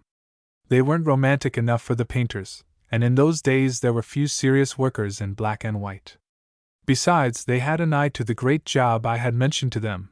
They had secretly set their hearts on supplying the right essence for my pictorial vindication of our fine novelist. They knew that for this undertaking I should want no costume, effects, none of the frippery of past ages, that it was a case in which everything would be contemporary and satirical and presumably genteel. If I could work them into it, their future would be assured, for the labor would of course be long and the occupation steady. One day Mrs. Monarch came without her husband. She explained his absence by his having had to go to the city. While she sat there in her usual relaxed majesty, there came at the door a knock which I immediately recognized as the subdued appeal of a model out of work. It was followed by the entrance of a young man whom I at once saw to be a foreigner, and who proved in fact an Italian acquainted with no English word but my name, which he uttered in a way that made it seem to include all others. I hadn't then visited his country, nor was I proficient in his tongue, but as he was not so meanly constituted, what Italian is, as to depend only on that member for expression, he conveyed to me, in familiar but graceful mimicry, that he was in search of exactly the employment in which the lady before me was engaged. I was not struck with him at first, and while I continued to draw I dropped few signs of interest or encouragement. He stood his ground, however, not importunately, but with a dumb dog-like fidelity in his eyes that amounted to innocent impudence, the manner of a devoted servant. He might have been in the house for years, unjustly suspected. Suddenly it struck me that this very attitude and expression made a picture, whereupon I told him to sit down and wait till I should be free. There was another picture in the way he obeyed me, and I observed as I worked that there were others still in the way he looked wonderingly, with his head thrown back, about the high studio. He might have been crossing himself in St. Peter's. Before I finished I said to myself, "The fellow's a bankrupt orange-monger, but a treasure." When Mrs. Monarch withdrew he passed across the room like a flash to open the door for her, standing there with the rapt pure gaze of the young Dante spellbound by the young Beatrice. As I never insisted, in such situations, on the blankness of the British domestic, I reflected that he had the making of a servant, and I needed one, but couldn't pay him to be only that, as well as of a model. In short, I resolved to adopt my bright adventurer if he would agree to officiate in the double capacity. He jumped at my offer, and in the event my rashness, for I had really known nothing about him, wasn't brought home to me. He proved a sympathetic though a desultory ministrant, and had in a wonderful degree the sentiment de la pose. It was uncultivated, instinctive, a part of the happy instinct that had guided him to my door and helped him to spell out my name on the card nailed to it. He had had no other introduction to me than a guess, from the shape of my high north window, seen outside, that my place was a studio, and that as a studio it would contain an artist. He had wandered to England in search of fortune, like other itinerants, and had embarked, with a partner and a small green handcart, on the sale of penny ices. The ices had melted away and the partner had dissolved in their train. My young man wore tight yellow trousers with reddish stripes and his name was Orant. He was sallow but fair, and when I put him into some old clothes of my own he looked like an Englishman. He was as good as Miss Cherm, who could look, when requested, like an Italian. Chapter 4. I thought Mrs. Monarch's face slightly convulsed when, on her coming back with her husband, she found Orant installed. It was strange to have to recognize in a scrap of a lazzaroni a competitor to her magnificent Major. It was she who scented danger first, for the Major was anecdotically unconscious. But Orant gave us tea, with 100 eager confusions. He had never been concerned in so queer a process, and I think she thought better of me for having at last an establishment. They saw a couple of drawings that I had made of the establishment, and Mrs. Monarch hinted that it never would have struck her he had sat for them. "Now the drawings you make from us, they look exactly like us," she reminded me, smiling in triumph, and I recognized that this was indeed just their defect. When I drew the monarchs I couldn't anyhow get away from them, get into the character I wanted to represent, and I hadn't the least desire my model should be discoverable in my picture. Miss Cherm never was, and Mrs.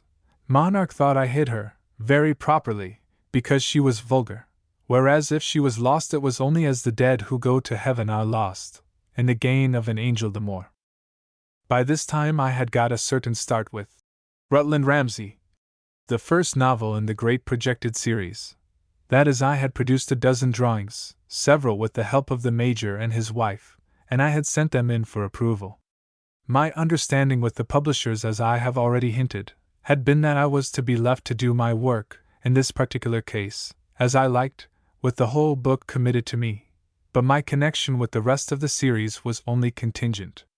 There were moments when, frankly, it was a comfort to have the real thing under one's hand, for there were characters in Rutland Ramsay that were very much like it. There were people presumably as erect as the Major, and women of as good a fashion as Mrs. Monarch. There was a great deal of country house life treated, it is true, in a fine, fanciful, ironical, generalized way, and there was a considerable implication of knickerbockers and kilts.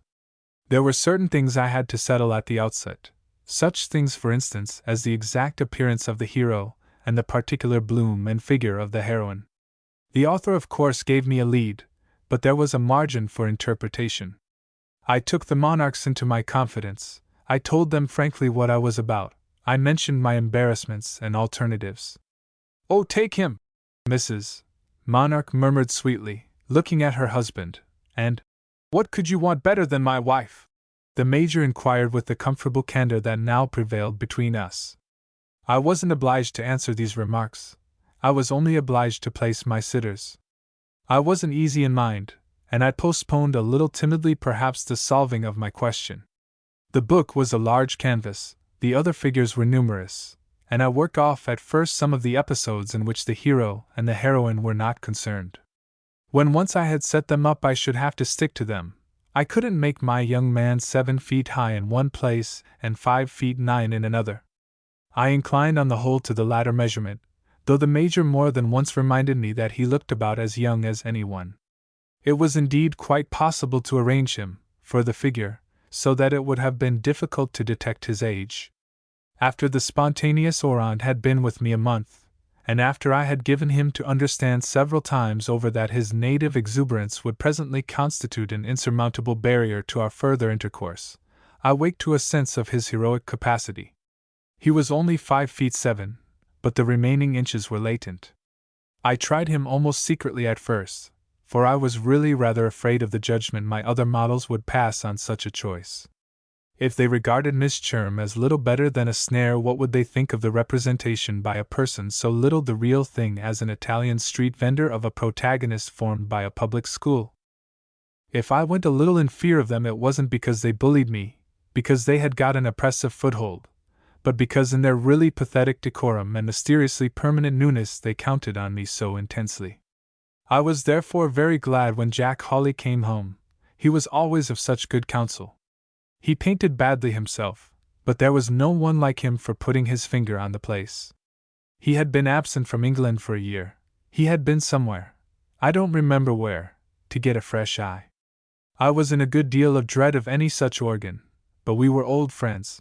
He had been away for months, and a sense of emptiness was creeping into my life. I hadn't dodged a missile for a year. He came back with a fresh eye, but with the same old black velvet blouse, and the first evening he spent in my studio we smoked cigarettes till the small hours. He had done no work himself, he had only got the eye, so the field was clear for the production of my little things. He wanted to see what I had produced for the cheap side, but he was disappointed in the exhibition. That at least seemed the meaning of 2 or 3 comprehensive groans which, as he lounged on my big divan, his leg folded under him, looking at my latest drawings, issued from his lips with the smoke of the cigarette. "What's the matter with you?" I asked. "What's the matter with you?" "Nothing save that I'm mystified." "You are indeed. You're quite off the hinge. What's the meaning of this new fad?" And he tossed me, with visible irreverence, a drawing in which I happened to have depicted both my elegant models. I asked if he didn't think it good, and he replied that it struck him as execrable, given the sort of thing I had always represented myself to him as wishing to arrive at, but I let that pass. I was so anxious to see exactly what he meant. The 2 figures in the picture looked colossal, but I suppose this was not what he meant, inasmuch as, for aught he knew to the contrary, I might have been trying for some such effect. I maintained that I was working exactly in the same way as when he last had done me the honor to tell me I might do something some day. Well, there's a screw loose somewhere, he answered. Wait a bit and I'll discover it. I depended upon him to do so, where else was the fresh eye? But he produced at last nothing more luminous than, I don't know, I don't like your types. This was lame for a critic who had never consented to discuss with me anything but the question of execution, the direction of strokes, and the mystery of values. In the drawings you've been looking at, I think my types are very handsome. Oh, they won't do. I've been working with new models. I see you have. They won't do. Are you very sure of that? Absolutely, they're stupid. You mean I am, for I ought to get round that. You can't, with such people. Who are they? I told him, so far as was necessary, and he concluded heartlessly. Si sont de gens qui font mettre à la porte. You've never seen them, they're awfully good. I flew to their defense. Not seen them? Why, all this recent work of yours drops to pieces with them. It's all I want to see of them. No one else has said anything against it, the Cheapside people are pleased. Everyone else is an ass, and the Cheapside people the biggest asses of all. Come, don't pretend at this time of day to have pretty illusions about the public, especially about publishers and editors. It's not for such animals you work, it's for those who know, coloro chase sano, so keep straight for me if you can't keep straight for yourself. There was a certain sort of thing you used to try for, and a very good thing it was. But this twaddle isn't in it. When I talked with Hawley later about Rutland Ramsay and its possible successors, he declared that I must get back into my boat again, or I should go to the bottom. His voice, in short, was the voice of warning. I noted the warning, but I didn't turn my friends out of doors. They bored me a good deal, but the very fact that they bored me admonished me not to sacrifice them, if there was anything to be done with them, simply to irritation. As I look back at this phase, they seem to me to have pervaded my life not a little. I have a vision of them as most of the time in my studio, seated against the wall on an old velvet bench to be out of the way, and resembling the while a pair of patient courtiers in a royal antechamber. I'm convinced that during the coldest weeks of the winter they held their ground because it saved them fire. Their newness was losing its gloss, and it was impossible not to feel them objects of charity. Whenever Miss Cherm arrived they went away, and after I was fairly launched in Rutland Ramsay, Miss Cherm arrived pretty often. They managed to express to me tacitly that they supposed I wanted her for the low life of the book, and I let them suppose it, since they had attempted to study the work. It was lying about the studio, without discovering that it dealt only with the highest circles. They had dipped into the most brilliant of our novelists without deciphering many passages. I still took an hour from them, now and again.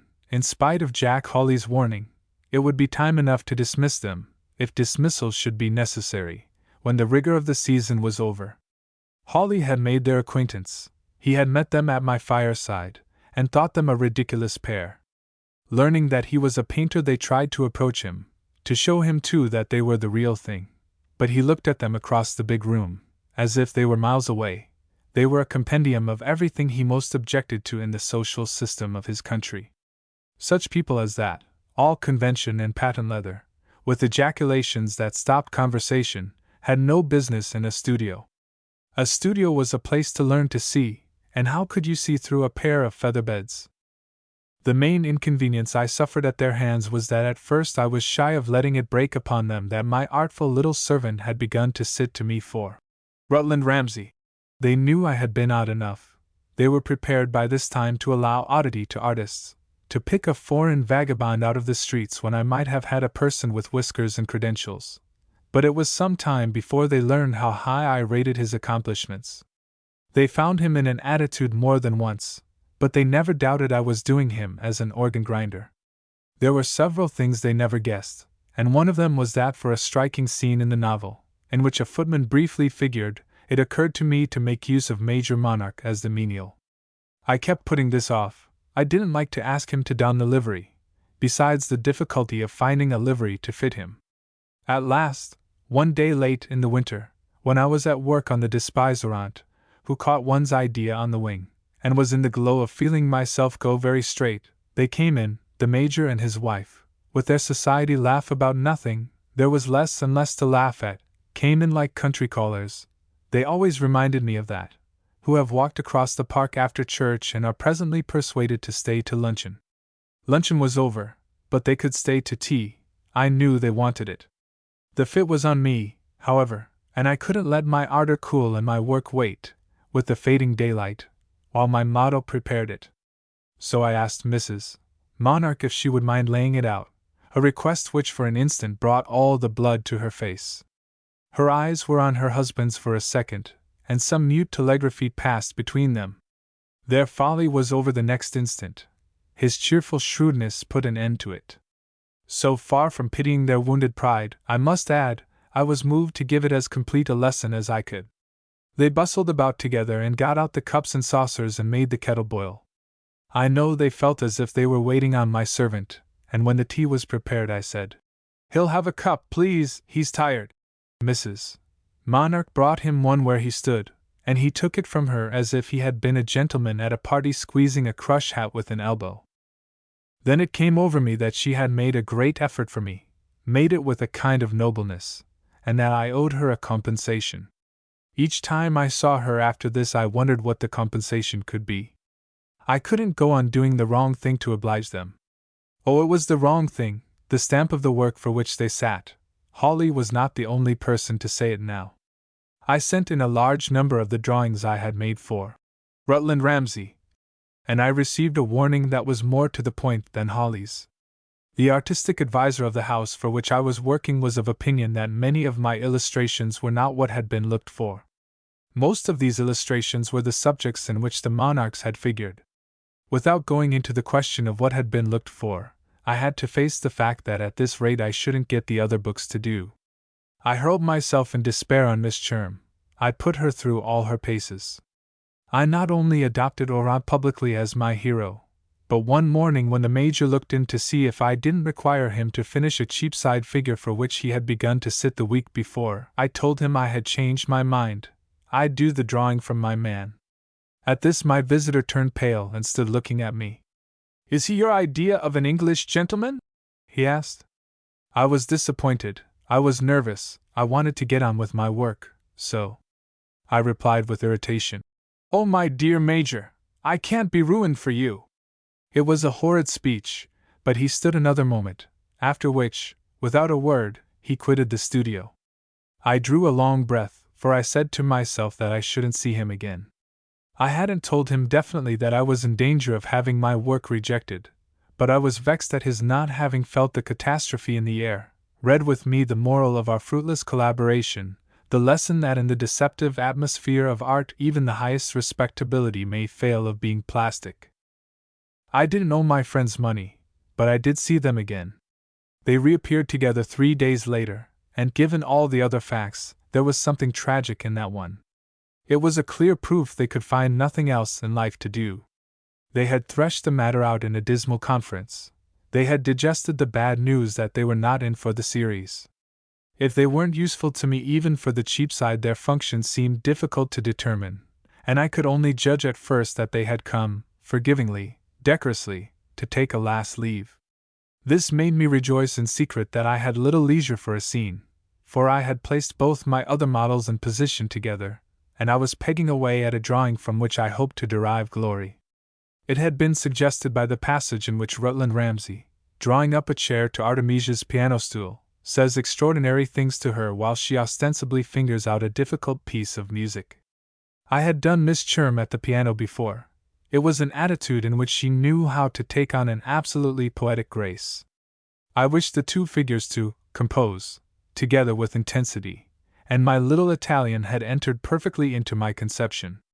The pair were vividly before me. The piano had been pulled out. It was a charming show of blended youth and murmured love, which I had only to catch and keep.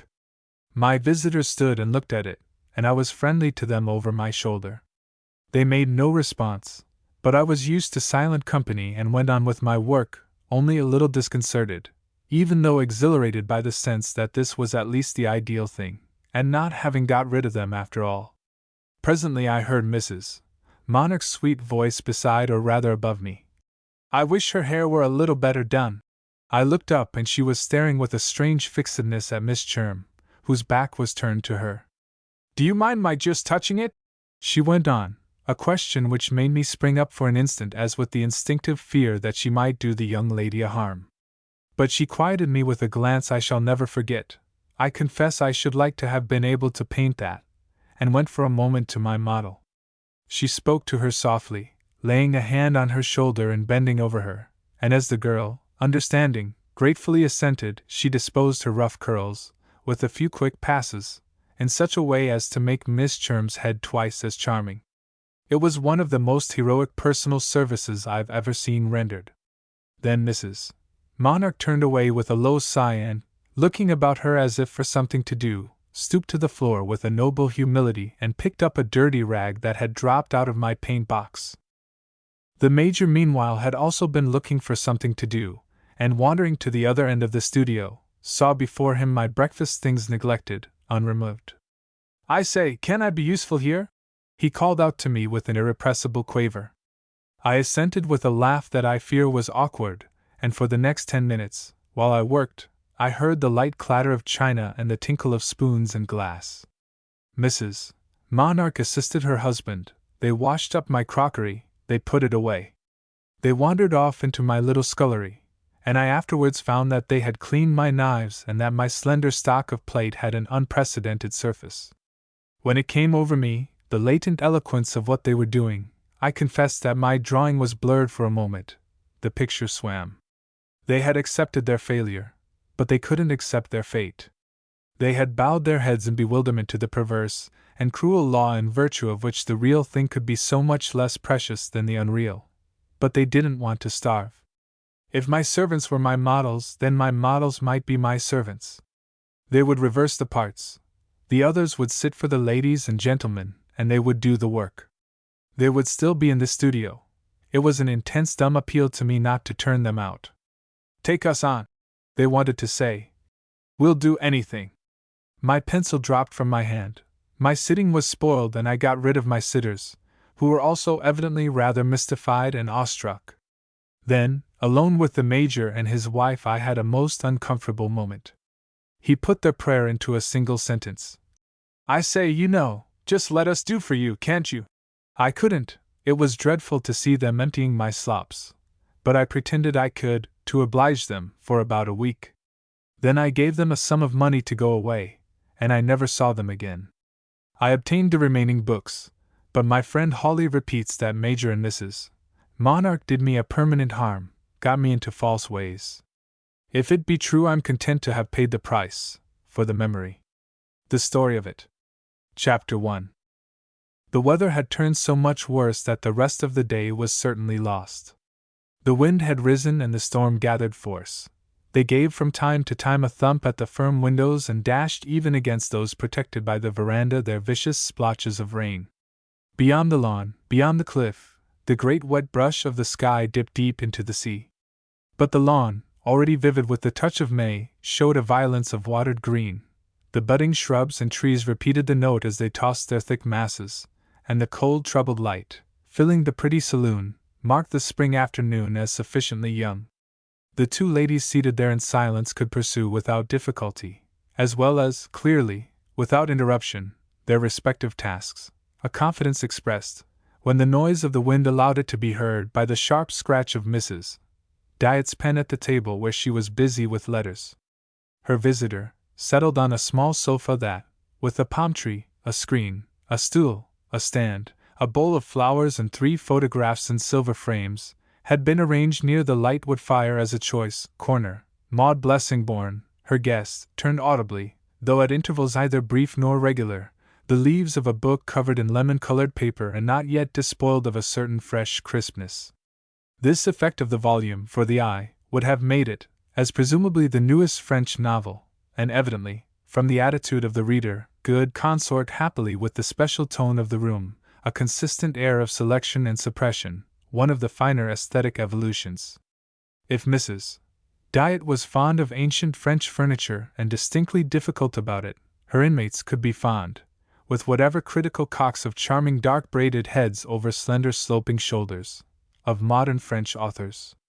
Nothing had passed for half an hour, nothing at least, to be exact, but that each of the companions occasionally, and covertly intermitted her pursuit in such a manner as to ascertain the degree of absorption of the other without turning round. What their silence was charged with, therefore, was not only a sense of the weather, but a sense, so to speak, of its own nature. Maud Blessingbourne, when she lowered her book into her lap, closed her eyes with a conscious patience that seemed to say she waited, but it was nevertheless she who at last made the movement representing a snap of their tension. She got up and stood by the fire, into which she looked a minute, then came round and approached the window as if to see what was really going on. At this Mrs. Dyatt wrote with refreshed intensity. Her little pile of letters had grown, and if a look of determination was compatible with her fair and slightly faded beauty, the habit of attending to her business could always keep pace with any excursion of her thought. Yet she was the first who spoke. "I trust your book has been interesting." "Well enough, a little mild." A louder throb of the tempest had blurred the sound of the words. "A little wild?" "Dear no, timid and tame, unless I've quite lost my sense." "Perhaps you have," Mrs. Dyatt placidly suggested, "reading so many." Her companion made a motion of feigned despair. You take away my courage for going to my room, as I was just meaning to for another." "Another French one?" "I'm afraid." "Do you carry them by the dozen? Into innocent British homes?" Maud tried to remember. "I believe I brought 3, seeing them in a shop window as I passed through town. It never rains but it pours. But I've already read 2. And are they the only ones you do read?" "French ones?" Maud considered. "Oh no, D'Annunzio." "And what's that?" Mrs. Dyatt asked as she affixed a stamp. "Oh, you dear thing!" Her friend was amused, yet almost showed pity. "I know you don't read," Maud went on. "But why should you? You live." "Yes, wretchedly enough," Mrs. Dyatt returned, getting her letters together. She left her place, holding them as a neat achieved handful, and came over to the fire, while Mrs. Blessingbourne turned once more to the window, where she was met by another flurry. Maud spoke then as if moved only by the elements. "Do you expect him through all this?" Mrs. Dyatt just waited, and it had the effect, indescribably, of making everything that had gone before seem to have led up to the question. This effect was even deepened by the way she then said, "Whom do you mean? Why, I thought you mentioned at luncheon that Colonel Voigt was to walk over. Surely he can't." "Do you care very much?" Mrs. Dyatt asked. Her friend now hesitated. "It depends on what you call much. If you mean should I like to see him, then certainly." "Well, my dear, I think he understands you're here. So that as he evidently isn't coming." Maud laughed. "It's particularly flattering. Or rather," she added, giving up the prospect again, "it would be, I think, quite extraordinarily flattering if he did. Except that, of course," she threw in, "he might come partly for you. Partly is charming." "Thank you for partly. If you are going upstairs, will you kindly," Mrs. Dyatt pursued, "put these into the box as you pass?" The younger woman, taking the little pile of letters, considered them with envy. 9. You are good. You're always a living reproach. Mrs. Dyatt gave a sigh. "I don't do it on purpose. The only thing this afternoon," she went on, reverting to the other question, "would be their not having come down. And as to that, you don't know." "No, I don't know." But she caught even as she spoke a rat-tat-tat of the knocker, which struck her as a sign. "Ah, there! Then I go." And Maud whisked out. Mrs. Dyatt, left alone, moved with an air of selection to the window, and it was as so stationed, gazing out at the wild weather, that the visitor, whose delay to appear spoke of the wiping of boots and the disposal of drenched mackintosh and cap, finally found her. He was tall, lean, fine, with little in him, on the whole, to confirm the titular in the Colonel Voigt, by which he was announced. But he had left the army, so that his reputation for gallantry mainly depended now on his fighting liberalism in the House of Commons. Even these facts, however, his aspect scantily matched, partly, no doubt, because he looked, as was usually said, un-English.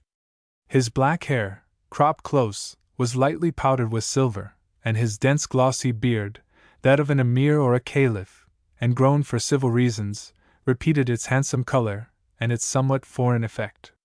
His nose had a strong and shapely arch, and the dark gray of his eyes was tinted with blue. It had been said of him, in relation to these signs, that he would have struck you as a Jew had he not, in spite of his nose, struck you so much as an Irishman. Neither responsibility could in fact have been fixed upon him, and just now, at all events, he was only a pleasant weather-washed wind-battered Briton, who brought in from a struggle with the elements that he appeared quite to have enjoyed a certain amount of unremoved mud and an unusual quantity of easy expression. It was exactly the silence ensuing on the retreat of the servant, and the closed door that marked between him and his hostess the degree of this ease. They met, as it were, twice, the first time while the servant was there and the second as soon as he was not. The difference was great between the two encounters, though we must add in justice to the second that its marks were at first mainly negative. This communion consisted only in their having drawn each other for a minute as close as possible, that is, with no help but the full clasp of hands. Thus they were mutually held, and the closeness was at any rate such that, for a little, though it took account of dangers, it did without words. When words presently came, the pair were talking by the fire, and she had rung for tea. He had by this time asked if the note he had dispatched to her after breakfast had been safely delivered. Yes, before luncheon. But I'm always in a state when, except for some extraordinary reason, you send such things by hand.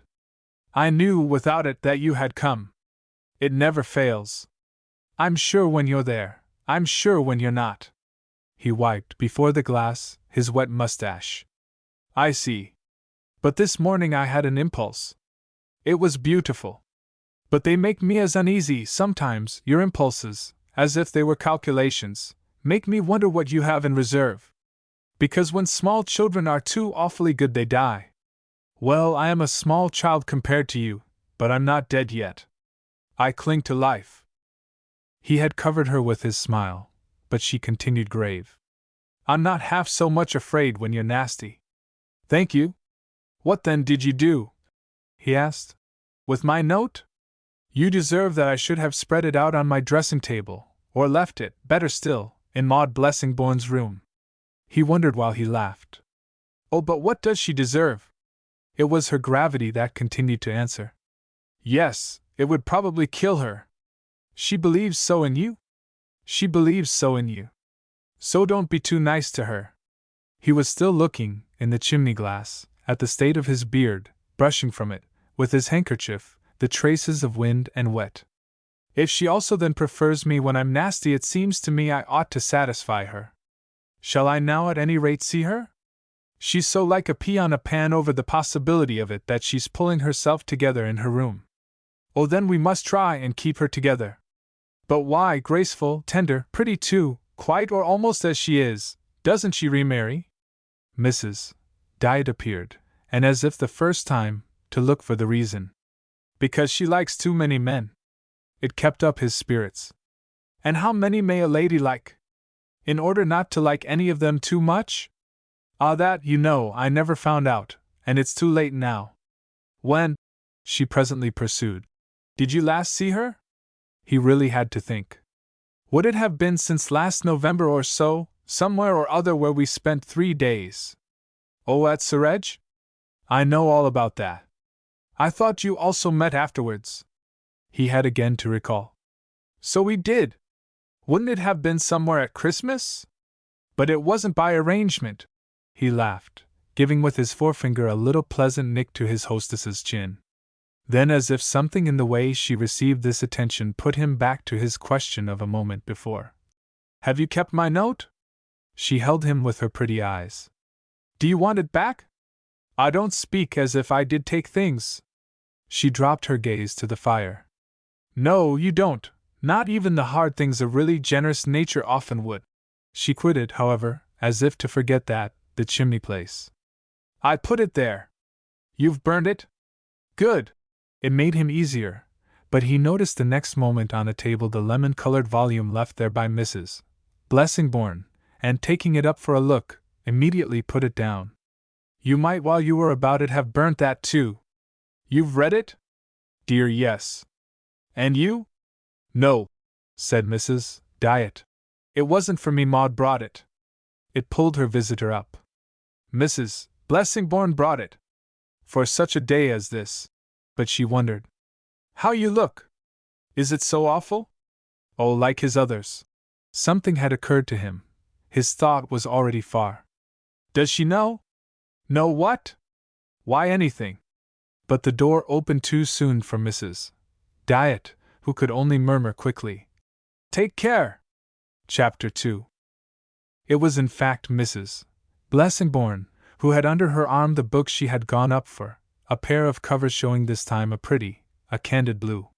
She was followed next minute by the servant, who brought in tea, the consumption of which, with the passage of greetings, inquiries, and other light civilities between the two visitors, occupied a quarter of an hour. Mrs. Diet, meanwhile, as a contribution to so much amenity, mentioned to Maud that her fellow guest wished to scold her for the books she read, a statement met by this friend with the remark that he must first be sure about them. But as soon as he had picked up the blue volume, he broke out into a frank, Dear, dear! Have you read that too? Mrs. Diet inquired. How much you'll have to talk over together! The other one, she explained to him, Maud speaks of as terribly tame. I must have that out with her. You don't feel the extraordinary force of the fellow? Voigt went on to Mrs. Blessingbourne.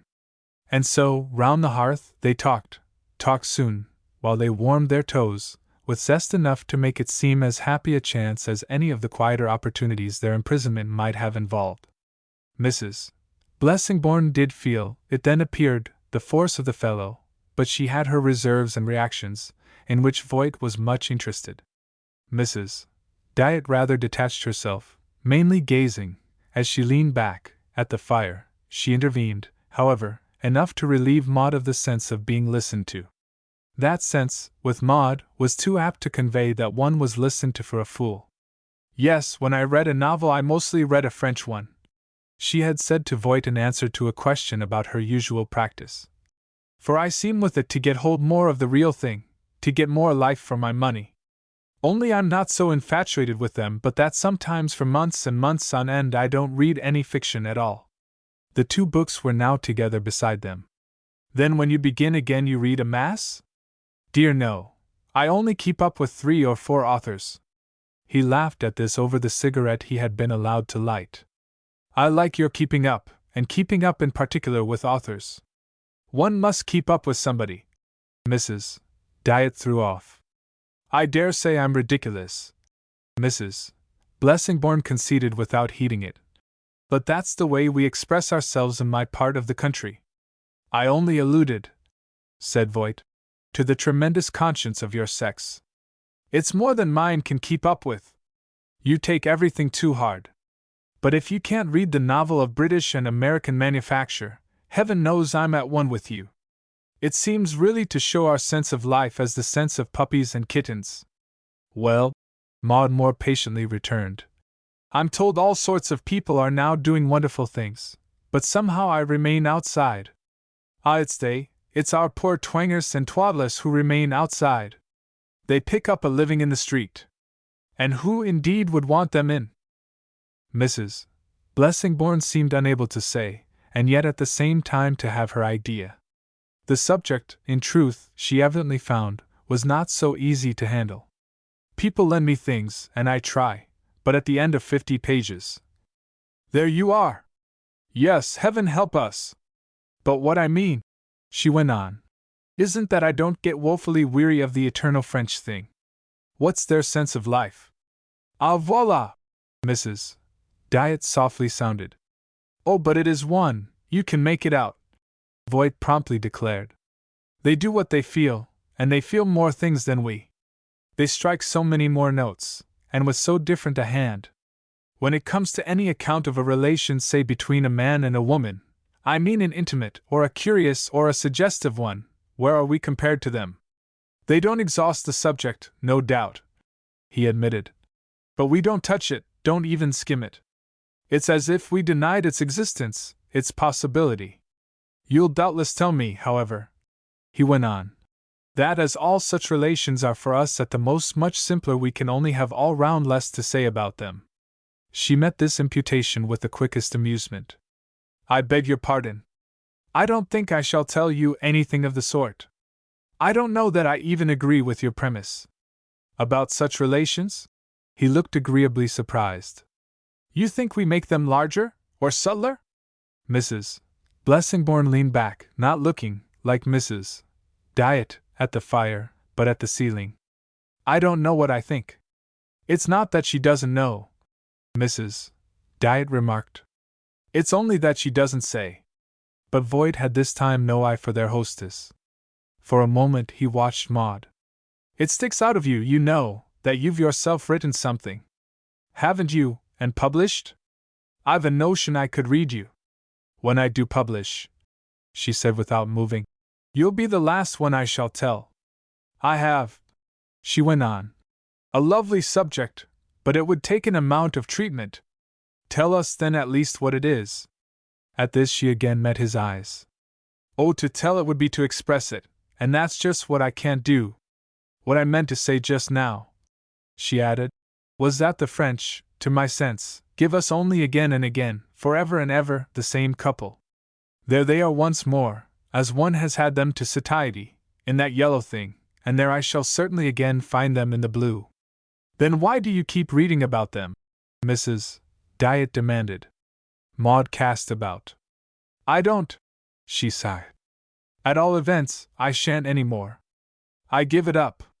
You've been looking for something, I judge, said Colonel Voigt, that you're not likely to find. It doesn't exist. What is it? Mrs. Diet desired to know. I never look, Maud remarked, for anything but an interest. Naturally. But your interest, Voigt replied, is in something different from life. Ah, not a bit. I love life in art, though I hate it anywhere else. It's the poverty of the life those people show, and the awful bounders, of both sexes, that they represent. Oh, now we have you! Her interlocutor laughed. To me, when all's said and done, they seem to be, as near as art can come, in the truth of the truth. It can only take what life gives it, though it certainly may be a pity that that isn't better. Your complaint of their monotony is a complaint of their conditions. When you say we get always the same couple, what do you mean but that we get always the same passion? Of course we do, Voigt pursued. If what you're looking for is another, that's what you won't anywhere find. Maud for a while said nothing, and Mrs. Diet seemed to wait. Well, I suppose I'm looking, more than anything else, for a decent woman. Oh, then you mustn't look for her in pictures of passion. That's not her element nor her whereabouts. Mrs. Blessingbourne weighed the objection. Does it not depend on what you mean by passion? I think I can mean only one thing, the enemy to behavior. Oh, I can imagine passions that are on the contrary friends to it. Her fellow guest thought. Doesn't it depend perhaps on what you mean by behavior? Dear no, behavior's just behavior, the most definite thing in the world. Then what do you mean by the interest you just now spoke of? The picture of that definite thing? Yes, call it that. Women aren't always vicious, even when they're. When they're what? Voigt pressed. When they're unhappy. They can be unhappy and good. That one doesn't for a moment deny. But can they be good and interesting? That must be Maud's subject, Mrs. Diet interposed. To show a woman who is. I'm afraid, my dear, she continued, you could only show yourself. You'd show them the most beautiful specimen conceivable.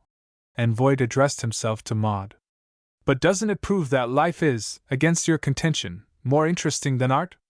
Life you embellish and elevate, but art would find itself able to do nothing with you, and, on such impossible terms, would ruin you. The color in her faint consciousness gave beauty to her stare. Ruin me? He means, Mrs. Diet again indicated, that you'd ruin art. Without, on the other hand, Voigt seemed to assent. It's giving at all a coherent impression of you. She wants her romance cheap, said Mrs. Diet. Oh no, I should be willing to pay for it. I don't see why the romance, since you give it that name, should be all, as the French inveterately make it, for the women who are bad. Oh, they pay for it, said Mrs. Diet. Do they? So at least, Mrs. Diet a little corrected herself. One has gathered, for I don't read your books, you know, that they're usually shown as doing. Maud wondered, but looking at Voigt. They're shown often, no doubt, as paying for their badness. But are they shown as paying for their romance? My dear lady, said Voigt, their romance is their badness. There isn't any other. It's a hard law, if you will, and a strange, but goodness has to go without that luxury. Isn't to be good just exactly, all round, to go without? He put it before her kindly and clearly, regretfully too, as if he were sorry the truth should be so sad. He and she, his pleasant eyes seemed to say, would, had they had the making of it, have made it better. One has heard it before, at least I have, one has heard your question put. But always, when put to a mind not merely muddled, for an inevitable answer, why don't you, cher monsieur, give us the drama of virtue? Because, chère madame, the high privilege of virtue is precisely to avoid drama. The adventures of the honest lady? The honest lady can't possibly have, adventures. Mrs. Blessingbourne only met his eyes at first, smiling with some intensity. Doesn't it depend a little on what you call adventures? My poor Maud, said Mrs. Diet as if in compassion for sophistry so simple. Adventures are just adventures. That's all you can make of them. But her friend talked for their companion, and as if without hearing. Doesn't it depend a good deal on what you call drama? Maud spoke as one who had already thought it out. Doesn't it depend on what you call romance? Her listener gave these arguments his very best attention. Of course you may call things anything you like, speak of them as one thing and mean quite another. But why should it depend on anything? Behind these words we use, the adventure, the novel, the drama, the romance, the situation, in short, as we most comprehensively say, behind them all stands the same sharp fact which they all in their different ways represent. Precisely. Mrs. Diet was full of approval. Maud, however, was full of vagueness. What great fact? The fact of a relation. The adventure's a relation, the relation's an adventure. The romance, the novel, the drama are the picture of one. The subject the novelist treats is the rise, the formation, the development, the climax, and for the most part the decline of one. And what is the honest lady doing on that side of the town? Mrs. Diet was more pointed. She doesn't so much as form a relation.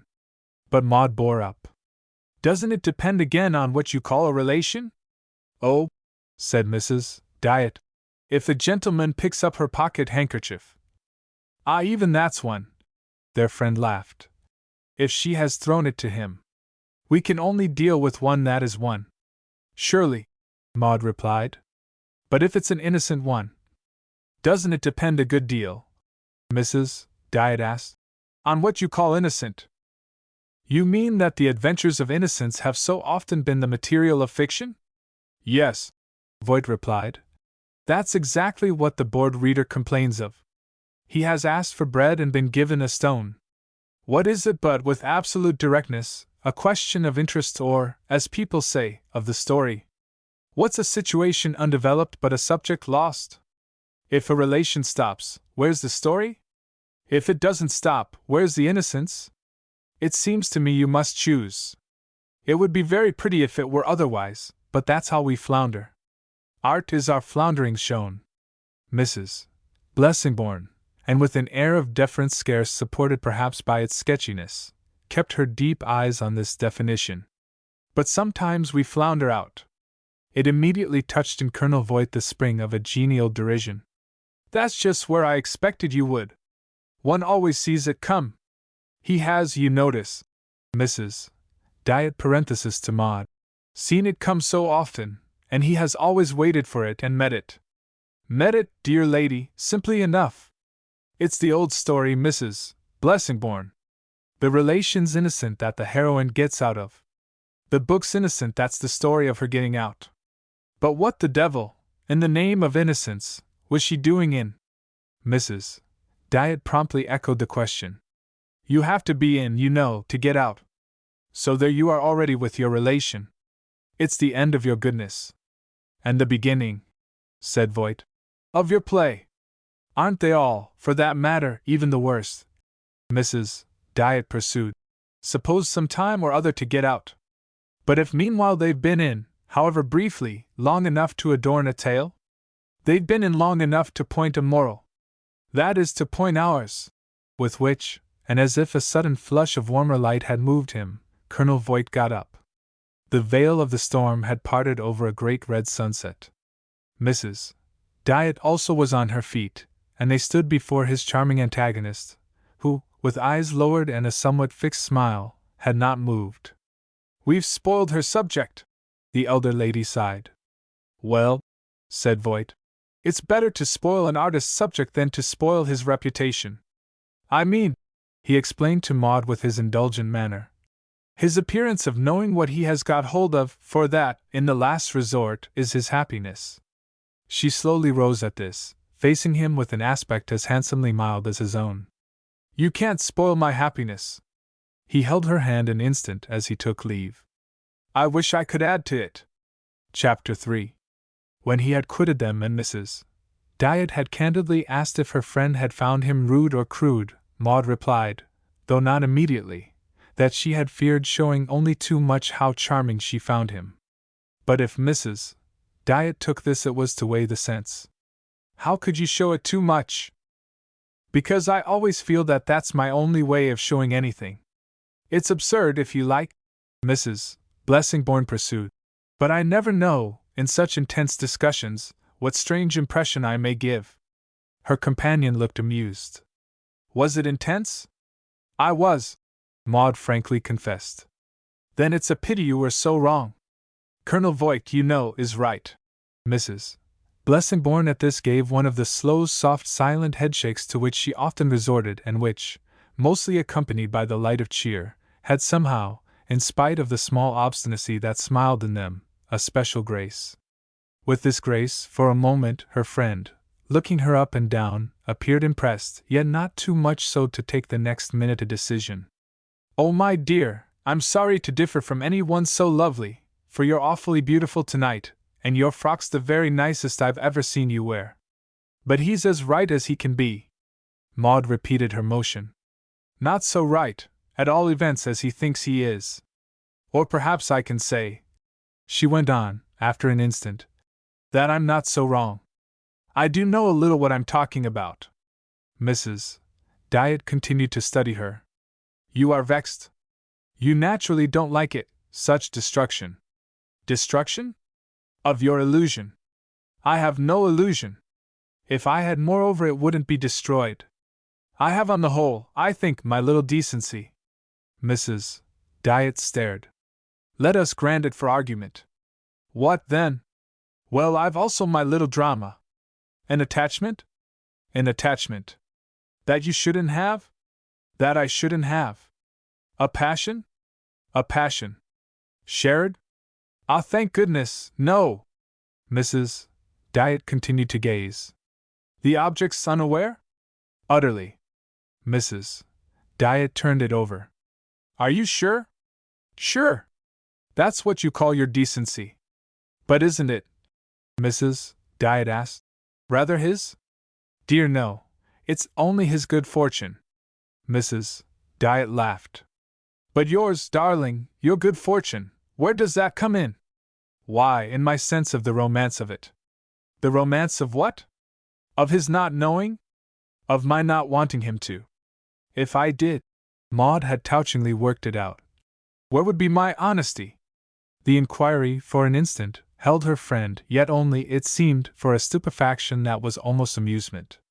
Can you want or not want as you like? Where in the world, if you don't want, is your romance? Mrs. Blessingbourne still wore her smile, and she now, with a light gesture that matched it, just touched the region of her heart. There! Her companion admiringly marveled. A lovely place for it, no doubt, but not quite a place, that I can see, to make the sentiment a relation. Why not? What more is required for a relation for me? Oh, all sorts of things, I should say. And many more, added to those, to make it one for the person you mention. Ah, that I don't pretend it either should be or can be. I only speak for myself. This was said in a manner that made Mrs. Diet, with a visible mixture of impressions, suddenly turn away. She indulged in a vague movement or two, as if to look for something, then again found herself near her friend, on whom with the same abruptness, in fact with a strange sharpness, she conferred a kiss that might have represented either her tribute to exalted consistency or her idea of a graceful close of the discussion. "You deserve that one should speak for you." Her companion looked cheerful and secure. "How can you without knowing?" "Oh, by guessing." "It's not." But that was as far as Mrs. Diet could get. "It's not," said Maud. "Any one you've ever seen." "Ah, then I give you up."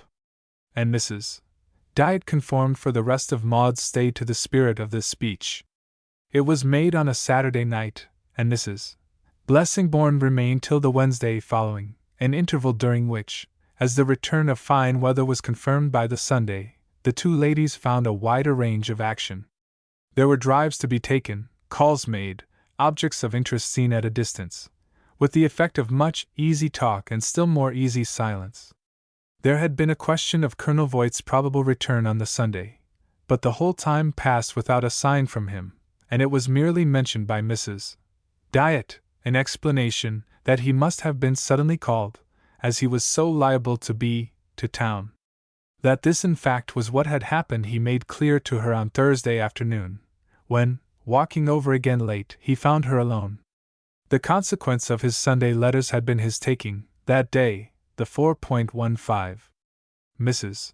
Voigt had gone back on Thursday, and he now, to settle on the spot the question of a piece of work begun at his place, had rushed down for a few hours in anticipation of the usual collective move for the week's end. He was to go up again by the late train, and had to count a little, a fact accepted by his hostess with the hard pliancy of practice, his present happy moments.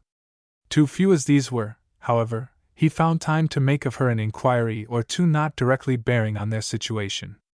The first was a recall of the question for which Mrs. Blessingbourne's entrance on the previous Saturday had arrested her answer. Had that lady the idea of anything between them? "No, I'm sure.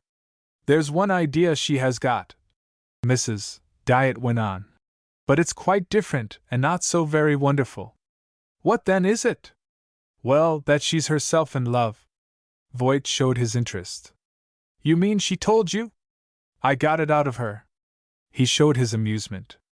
"Poor thing! And with whom?" "With you." His surprise, if the distinction might be made, was less than his wonder. "You got that out of her too?" "No, it remains in." "Which is much the best way for it. For you to know it would be to end it." He looked rather cheerfully at sea. "Is that then why you tell me?" "I mean for her to know you know it. Therefore it's in your interest not to let her." "I see," Voigt after a moment returned. "Your real calculation is that my interest will be sacrificed to my vanity, so that, if your other idea is just, the flame will in fact, and thanks to her morbid conscience, expire by her taking fright at seeing me so pleased. But I promise you," he declared, "that she shan't see it. So there you are." She kept her eyes on him and had evidently to admit after a little that there she was. Distinct as he had made the case, however, he wasn't yet quite satisfied. "Why are you so sure I'm the man?" "From the way she denies you." "You put it to her?" "Straight. If you hadn't been she'd of course have confessed to you, to keep me in the dark about the real one." Poor Voigt laughed out again.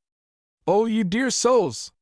"Besides," his companion pursued, "I wasn't in want of that evidence." "Then what other had you?" "Her state before you came, which was what made me ask you how much you had seen her." "And her state after it," Mrs. Diet added. "And her state," she wound up, "while you were here." "But her state while I was here was charming." "Charming! That's just what I say."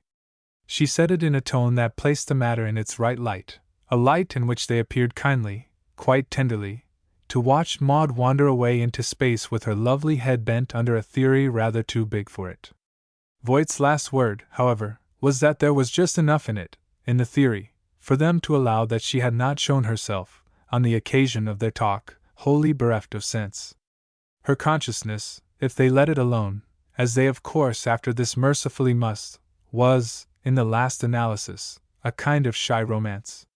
Not a romance like their own, a thing to make the fortune of any author up to the mark, one who should have the invention or who could have the courage, but a small, scared, starved subjective satisfaction that would do her no harm and nobody else any good. Who but a duffer, he stuck to his contention, would see the shadow of a story in it? Flicker Bridge. Chapter 1.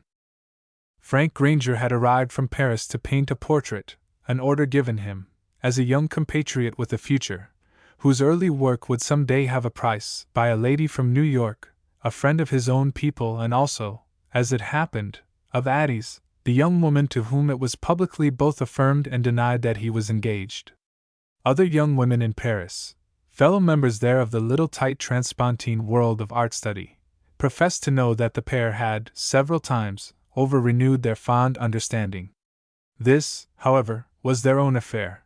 The last phase of the relation, the last time of the times, had passed into vagueness. There was perhaps even an impression that if they were inscrutable to their friends they were not wholly crystalline to each other and themselves. What had occurred for Granger at all events in connection with the portrait was that Mrs. Bracken, his intending model, whose return to America was at hand, had suddenly been called to London by her husband, occupied there with pressing business, but had yet desired that her displacement should not interrupt her sittings. The young man, at her request, had followed her to England and profited by all she could give him, making shift with a small studio lent him by a London painter whom he had known and liked a few years before in the French atelier that then cradled, and that continued to cradle, so many of their kind. The British capital was a strange grey world to him, where people walked, in more ways than one, by a dim light. But he was happily of such a turn that the impression, just as it came, could nowhere ever fail him, and even the worst of these things was almost as much an occupation, putting it only at that, as the best. Mrs. Bracken moreover passed him on, and while the darkness ebbed a little in the April days he found himself consolingly committed to a couple of fresh subjects. This cut him out work for more than another month, but meanwhile, as he said, he saw a lot that, with frequency and with much expression, he wrote about to Addie. She also wrote to her absent friend, but in briefer snatches, a meagreness to her reasons for which he had long since assented. She had other play for her pen as well as, fortunately, other remuneration, a regular correspondence for a prominent Boston paper, fitful connections with public sheets perhaps also in cases fitful, and a mind above all engrossed at times, to the exclusion of everything else, with the study of the short story. This last was what she had mainly come out to go into, 2 or 3 years after he had found himself engulfed in the mystery of Carolus. She was indeed, on her own deep sea, more engulfed than he had ever been, and he had grown to accept the sense that, for progress too, she sailed under more canvas. It hadn't been particularly present to him till now that he had in the least got on, but the way in which Addie had, and evidently still more would, was the theme, as it were, of every tongue. She had 30 short stories out and 9 descriptive articles. His 3 or 4 portraits of fat American ladies, they were all fat, all ladies and all American, were a poor show compared with these triumphs, especially as Addie had begun to throw out that it was about time they should go home. It kept perpetually coming up in Paris, in the transpontine world, that, as the phrase was, America had grown more interesting since they left. Addie was attentive to the rumor, and, as full of conscience as she was of taste, of patriotism as of curiosity, had often put it to him frankly, with what he, who was of New York, recognized as her New England emphasis. "I'm not sure, you know, that we do real justice to our country." Granger felt he would do it on the day, if the day ever came, he should irrevocably marry her. No other country could possibly have produced her. Chapter 2. But meanwhile it befell that, in London, he was stricken with influenza and with subsequent sorrow. The attack was short but sharp. Had it lasted, Addie would certainly have come to his aid, most of a blight really in its secondary stage. The good ladies his sitters, the ladies with the frizzled hair, with the diamond earrings, with the chins tending to the massive, left for him, at the door of his lodgings, flowers, soup and love, so that with their assistance he pulled through. but his convalescence was slow and his weakness out of proportion to the muffled shock. He came out, but he went about lame. It tired him to paint. He felt as if he had been ill 3 months. He strolled in Kensington Gardens when he should have been at work. He sat long on penny chairs and helplessly mused and mooned. Addie desired him to return to Paris, but there were chances under his hand that he felt he had just wit enough left not to relinquish. He would have gone for a week to the sea. He would have gone to Brighton. But Mrs. Bracken had to be finished. Mrs.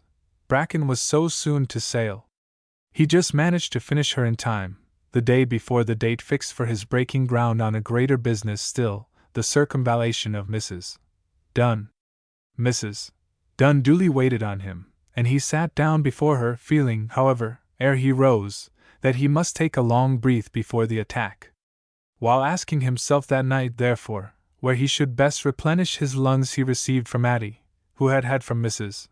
Bracken a poor report of him, a communication which, besides being of sudden and startling interest, applied directly to his case.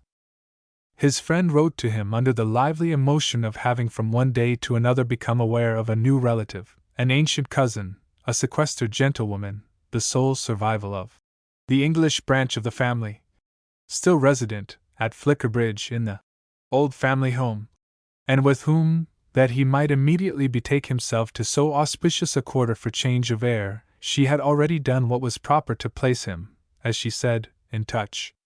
What came of it all, to be brief, was that Granger found himself so placed almost as he read. He was in touch with Miss Wenham of Flickerbridge, to the extent of being in correspondence with her, before 24 hours had sped. And on the second day he was in the train, settled for a 5 hours' run to the door of this amiable woman who had so abruptly and kindly taken him on trust and of whom but yesterday he had never so much as heard. This was an oddity. The whole incident was, of which, in the corner of his compartment, as he proceeded, he had time to take the size. But the surprise, the incongruity, as he felt, could but deepen as he went. It was a sufficiently queer note, in the light, or the absence of it, of his late experience, that so complex a product as Addie should have any simple insular tie. But it was a queerer note still that she should have had one so long only to remain and profitably unconscious of it. Not to have done something with it, used it, worked it, talked about it at least, and perhaps even written, these things, at the rate she moved, represented a loss of opportunity under which, as he saw her, she was peculiarly formed to wince. She was at any rate, it was clear, doing something with it now, using it, working it, certainly, already talking, and yes, quite possibly writing, about it. She was in short smartly making up what she had missed, and he could take such comfort from his own action as he had been helped to by the rest of the facts, succinctly reported from Paris on the very morning of his start. It was the singular story of a sharp split, in a good English house, that dated now from years back. A worthy Briton, of the best middling stock, had, during the 4th decade of the century, as a very young man, in Dresden, whither he had been dispatched to qualify in German for a stool in an uncle's counting-house, met, admired, wooed and won an American girl, of due attractions, domiciled at that period with her parents and a sister, who was also attractive, in the Saxon capital. He had married her, taken her to England, and there, after some years of harmony and happiness, lost her. The sister in question had, after her death, come to him and to his young child on a visit, the effect of which, between the pair, eventually defined itself as a sentiment that was not to be resisted. The bereaved husband, yielding to a new attachment and a new response, and finding a new union thus prescribed, had yet been forced to reckon with the unaccommodating law of the land. Encompassed with frowns in his own country, however, marriages of this particular type were wreathed in smiles in his sisters-in-law, so that his remedy was not forbidden. Choosing between two allegiances, he had let the one go that seemed the least close, and had in brief transplanted his possibilities to an easier air. The knot was tied for the couple in New York, where, to protect the legitimacy of such other children as might come to them, they settled and prospered. Children came, and one of the daughters, growing up and marrying in her turn, was, if Frank rightly followed, the mother of his own Addie, who had been deprived of the knowledge of her indeed, in childhood, by death, and been brought up, though without undue tension, by a stepmother, a character breaking out thus anew. The breach produced in England by the invidious action, as it was there held, of the girl's grandfather, had not failed to widen, all the more that nothing had been done on the American side to close it. Frigidity had settled, and hostility had been arrested only by indifference. Darkness, therefore, had fortunately supervened, and a cousinship completely divided. On either side of the impassable gulf, of the impenetrable curtain, each branch had put forth its leaves, of foliage wanting, in the American quarter, it was distinct enough to Granger, of no sign or symptom of climate and environment. The graft in New York had taken, and Addie was a vivid, an unmistakable flower. At Flickerbridge, or wherever, on the other hand, strange to say, the parent stem had had a fortune comparatively meager. Fortune, it was true, in the vulgarest sense, had attended neither party. Addie's immediate belongings were as poor as they were numerous, and he gathered that Miss Wenham's pretensions to wealth were not so marked as to expose the claim of kinship to the imputation of motive. To this lady's single identity the original stock had at all events dwindled, and our young man was properly warned that he would find her shy and solitary. What was singular was that in these conditions she should desire, she should endure, to receive him. But that was all another story, lucid enough when mastered. He kept Addie's letters, exceptionally copious, in his lap. He conned them at intervals. He held the threads. He looked out between whiles at the pleasant English land, an April aquarelle washed in with wondrous breadth. He knew the French thing, he knew the American, but he had known nothing of this. He saw it already as the remarkable Miss Wenham's setting. The doctor's daughter at Flickerbridge, with nippers on her nose, a palette on her thumb and innocence in her heart, had been the miraculous link. She had become aware even there, in our world of wonders, that the current fashion for young women so equipped was to enter the Parisian lists. Addie had accordingly chanced upon her, on the slopes of Montparnasse, as one of the English girls in one of the thoroughgoing sets. They had met in some easy collocation and had fallen upon common ground, after which the young woman, restored to Flickerbridge for an interlude and retailing there her adventures and impressions, had mentioned to Miss Wenham, who had known and protected her from babyhood, that lady's own name of Adelaide was, as well as the surname conjoined with it, born, to her knowledge, in Paris, by an extraordinary American specimen. She had then recrossed the Channel with a wonderful message, a courteous challenge, to her friend's duplicate, who had in turn granted through her every satisfaction. The duplicate had in other words bravely let Miss Wenham know exactly who she was. Miss Wenham, in whose personal tradition the flame of resentment appeared to have been reduced by time to the palest ashes, for whom indeed the story of the Great Schism was now but a legend only needing a little less dimness to make it romantic, Miss Wenham had promptly responded by a letter fragrant with the hope that old threads might be taken up. It was a relationship that they must puzzle out together, and she had earnestly sounded the other party to it on the subject of a possible visit. Addie had met her with a definite promise. She would come soon, she would come when free, she would come in July, but meanwhile she sent her deputy. Frank asked himself by what name she had described, by what character introduced him to Flickerbridge. He mainly felt on the whole as if he were going there to find out if he were engaged to her. He was at sea really now as to which of the various views Addie herself took of it. To Miss Wenham she must definitely have taken one, and perhaps Miss Wenham would reveal it. This expectation was in fact his excuse for a possible indiscretion. Chapter 3. He was indeed to learn on arrival to what he had been committed, but that was for a while so much a part of his first general impression that the particular truth took time to detach itself, the first general impression demanding verily all his faculties of response. He almost felt for a day or two the victim of a practical joke, a gross abuse of confidence. He had presented himself with the moderate amount of flutter involved in a sense of due preparation, but he had then found that, however primed with prefaces and prompted with hints, he hadn't been prepared at all. How could he be, he asked himself, for anything so foreign to his experience, so alien to his proper world, so little to be preconceived in the sharp north light of the newest impressionism, and yet so recognized after all in the event, so noted and tasted and assimilated? It was a case he would scarce have known how to describe, could doubtless have described best with a full clean brush, supplemented by a play of gesture, for it was always his habit to see an occasion, of whatever kind, primarily as a picture, so that he might get it, as he was wont to say, so that he might keep it, well together. He had been treated of a sudden, in this adventure, to one of the sweetest, fairest, coolest impressions of his life, one moreover visibly complete and homogeneous from the start. Oh, it was there, if that was all one wanted of a thing. It was so there, that, as had befallen him in Italy, in Spain, confronted at last, in dusky side chapel or rich museum, with great things dreamed of or with greater ones unexpectedly presented, he had held his breath for fear of breaking the spell, had almost, from the quick impulse to respect, to prolong, lowered his voice and moved on tiptoe. Supreme beauty suddenly revealed is apt to strike us as a possible illusion playing with our desire, instant freedom with it to strike us as a possible rashness.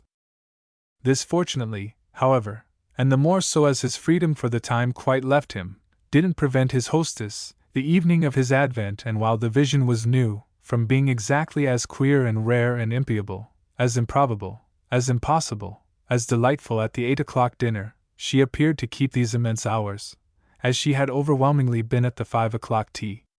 She was in the most natural way in the world one of the oddest apparitions, but that the particular means to such an end could be natural was an inference difficult to make. He failed in fact to make it for a couple of days, but then, though then only, he made it with confidence. By this time indeed he was sure of everything, luckily including himself.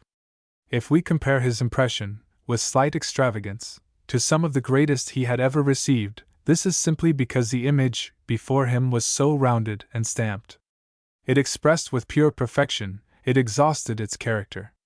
It was so absolutely and so unconsciously what it was. He had been floated by the strangest of chances out of the rushing stream into a clear, still backwater, a deep and quiet pool in which objects were sharply mirrored. He had hitherto in life known nothing that was old except a few statues and pictures.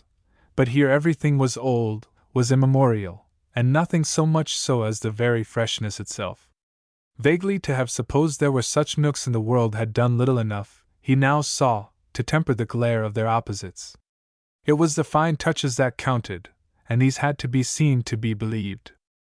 Miss Wenham, 55 years of age and unappeasably timid, unaccountably strange, had, on her reduced scale, an almost Gothic grotesqueness, but the final effect of one's sense of it was an amenity that accompanied one's steps like wafted gratitude.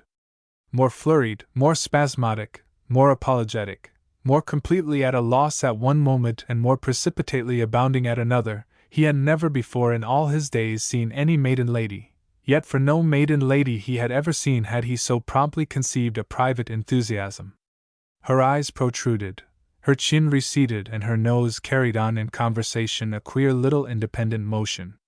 She wore on the top of her head an upright circular cap that made her resemble a caryatid desperdent, and on other parts of her person strange combinations of colors, stuffs, shapes, of metal, mineral and plant. The tones of her voice rose and fell, her facial convulsions, whether tending, one could scarce make out, to expression or repression, succeeded each other by a law of their own. She was embarrassed at nothing and at everything, frightened at everything and at nothing, and she approached objects, subjects, the simplest questions and answers and the whole material of intercourse, either with the indirectness of terror or with the violence of despair.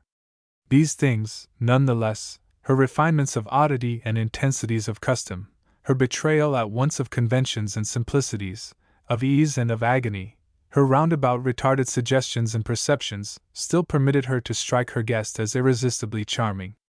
He didn't know what to call it. She was a fruit of time. She had a queer distinction.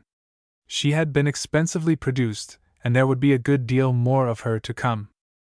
The result of the whole quality of her welcome, at any rate, was that the first evening, in his room, before going to bed, he relieved his mind in a letter to Addie, which, if space allowed us to embody it in our text, would usefully perform the office of a plate.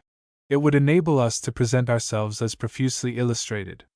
But the process of reproduction, as we say, costs. He wished his friend to know how grandly their affair turned out. She had put him in the way of something absolutely special, an old house untouched, untouchable, indescribable, an old corner such as one didn't believe existed, and the holy calm of which made the chatter of studios, the smell of paint, the slang of critics, the whole sense and sound of Paris, come back as so many signs of a huge monkey cage. He moved about, restless, while he wrote. He lighted cigarettes and, nervous and suddenly scrupulous, put them out again. The night was mild and one of the windows of his large high room, which stood over the garden, was up. He lost himself in the things about him, in the type of the room, the last century with not a chair moved, not a point stretched.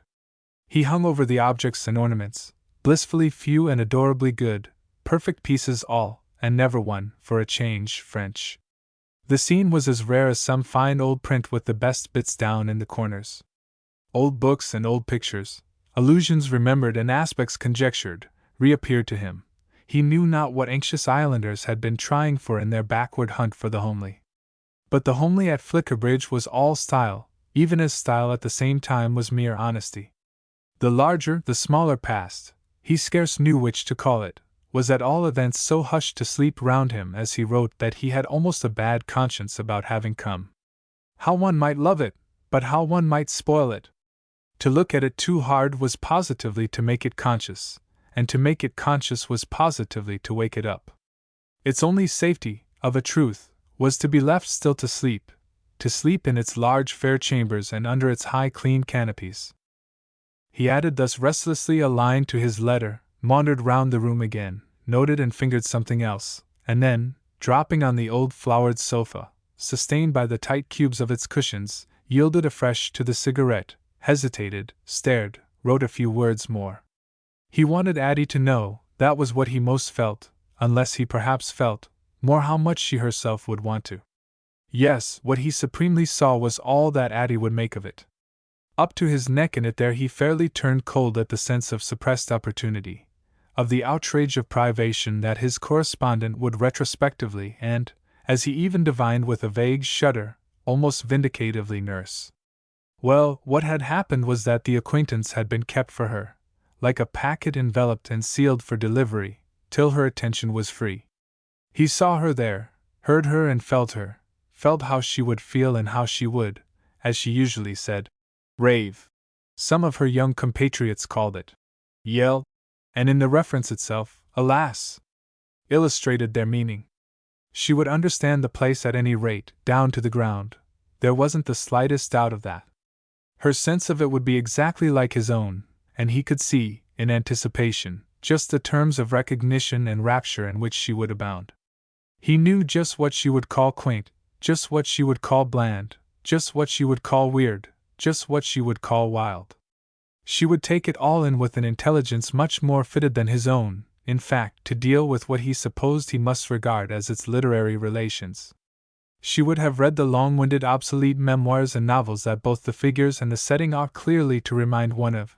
She would know about the past generations, the lumbering country magnates and their turbaned wives and round-eyed daughters, who, in other days, had treated the ruddy sturdy tradeless town, the solid square houses and wide-walled gardens, the streets today all grass and gossip, as the scene of a local season. She would have warrant for the assemblies, dinners, deep potations, for the smoke sconces in the dusky parlors, for the long muddy century of family coaches, holsters, highwaymen. She would put a finger in short, just as he had done, on the vital spot, the rich humility of the whole thing, the fact that neither Flickerbridge in general nor Miss Wenham in particular, nor anything nor any one concerned, had a suspicion of their characters and their merit. Addie and he would have to come to let in light.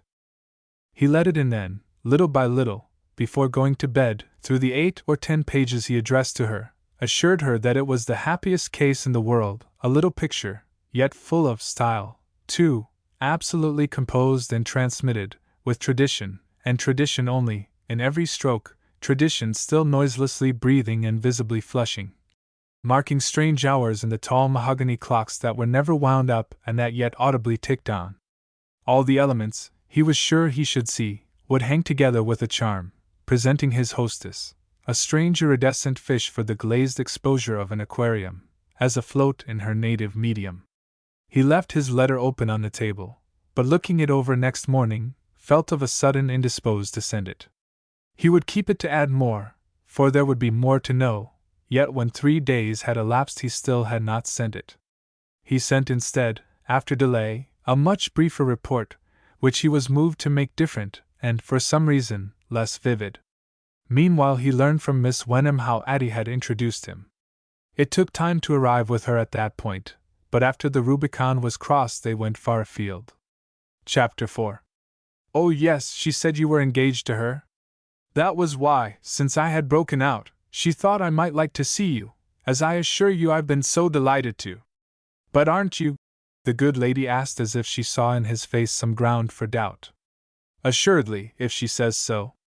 It may seem very odd to you, but I haven't known, and yet I've felt that, being nothing whatever to you directly, I need some warrant for consenting thus to be thrust on you.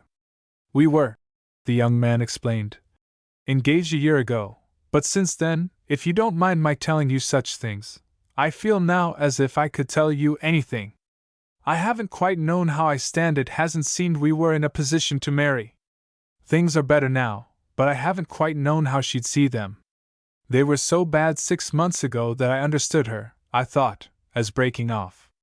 I haven't broken, I've only accepted, for the time, because men must be easy with women, being treated as the best of friends. Well, I try to be.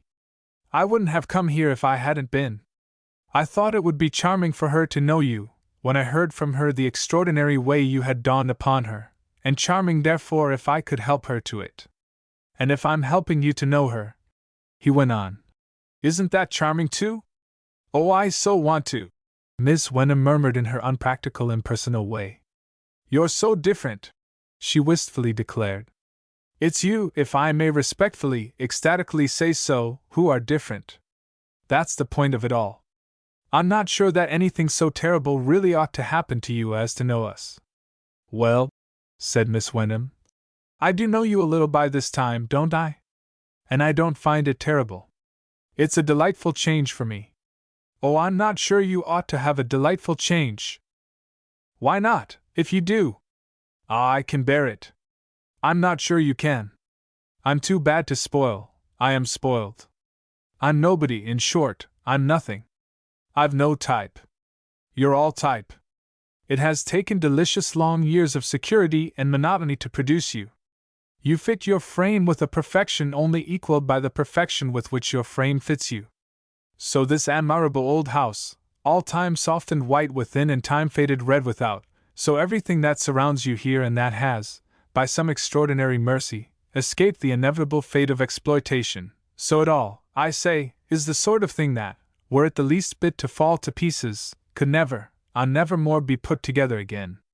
I have, dear Miss Wenham, Granger went on, happy himself in his extravagance, which was yet all sincere, and happier still in her deep but altogether pleased mystification. I've found, do you know, just the thing one has ever heard of that you most resemble. You're the sleeping beauty in the wood. He still had no compunction when he heard her bewilderedly sigh. Oh, you're too delightfully droll. No, I only put things just as they are, and as I've also learned a little, thank heaven, to see them, which isn't, I quite agree with you, at all what anyone does. You're in the deep doze of the spell that has held you for long years, and it would be a shame, a crime, to wake you up. Indeed, I already feel with 1,000 scruples that I'm giving you the fatal shake. I say it even though it makes me sound a little as if I thought myself the fairy prince. She gazed at him with her queerest, kindest look, which he was getting used to in spite of a faint fear, at the back of his head, of the strange things that sometimes occurred when lonely ladies, however mature, began to look at interesting young men from over the seas as if the young men desired to flirt. It's so wonderful, she said, that you should be so very odd and yet so very good-natured. Well, it all came to the same thing. It was so wonderful that she should be so simple and yet so little of a bore. He accepted with gratitude the theory of his languor, which moreover was real enough and partly perhaps why he was so sensitive. He let himself go as a convalescent, let her insist on the weakness always left by fever. It helped him to gain time, to preserve the spell even while he talked of breaking it, saw him through slow strolls and soft sessions, long gossips, fitful, hopeless questions, there was so much more to tell than, by any contortion, she could, and explanations addressed gallantly and patiently to her understanding, but not, by good fortune, really reaching it. They were perfectly at cross purposes, and it was the better, and they wandered together in the silver haze with all communication blurred. When they sat in the sun in her formal garden, he quite knew how little even the tenderest consideration failed to disguise his treating her as the most exquisite of curiosities. The term of comparison most present to him was that of some obsolete musical instrument. The old-time order of her mind and her air had the stillness of a painted spinet that was duly dusted, gently rubbed, but never tuned nor played on. Her opinions were like dried rose leaves, her attitudes like British sculpture, her voice what he imagined of the possible tone of the old gilded silver-stringed harp in one of the corners of the drawing-room. The lonely little decencies and modest dignities of her life, the fine grain of its conservatism, the innocence of its ignorance, all its monotony of stupidity and celebrity, its cold dullness and dim brightness, were there before him. Meanwhile, within him strange things took place. It was literally true that his impression began again, after a lull, to make him nervous and anxious, and for reasons peculiarly confused, almost grotesquely mingled, or at least comically sharp. He was distinctly in agitation and a new taste, that he could see, and he saw quite as much therefore the excitement she already drew from the vision of Addie, an image intensified by the sense of closer kinship and presented to her, clearly, with various erratic enhancements, by her friend the doctor's daughter. At the end of a few days he said to her, "Do you know she wants to come without waiting any longer? She wants to come while I'm here. I received this morning her letter proposing it, but I've been thinking it over and have waited to speak to you. The thing is, you see, that if she writes to you proposing it, oh, I shall be so particularly glad." Chapter 5. They were as usual in the garden, and it hadn't yet been so present to him that if he were only a happy cad there would be a good way to protect her. As she wouldn't hear of his being yet beyond precaution, she had gone into the house for a particular shawl that was just the thing for his knees, and blinking in the watery sunshine, had come back with it across the fine little lawn. He was neither fatuous nor asinine, but he had almost to put it to himself as a small task to resist the sense of his absurd advantage with her.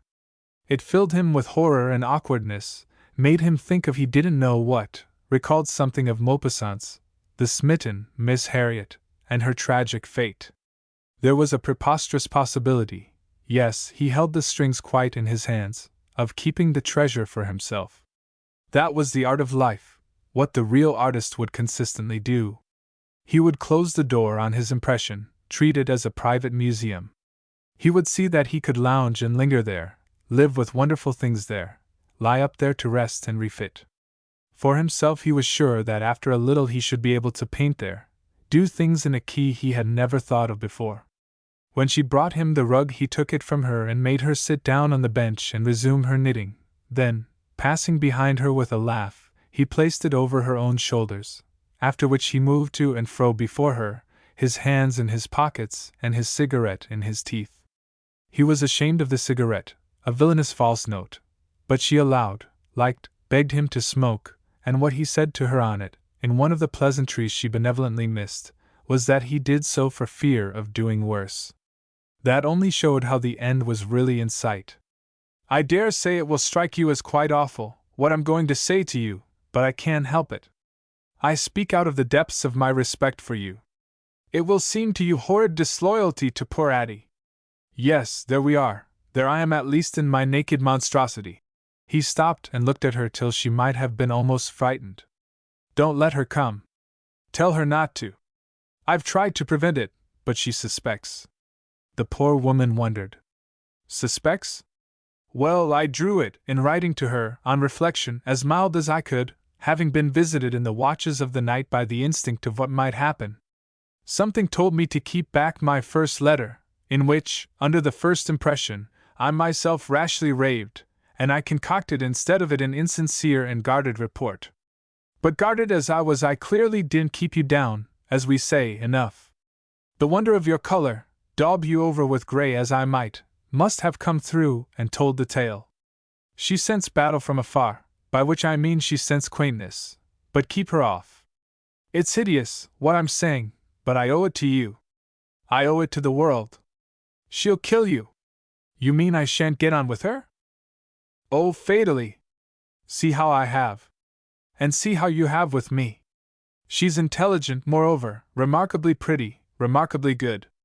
And she'll adore you. Well then? Why, that will be just how she'll do for you. Oh, I can hold my own, said Miss Wenham with the headshake of a horse making his sleigh bells rattle in frosty air.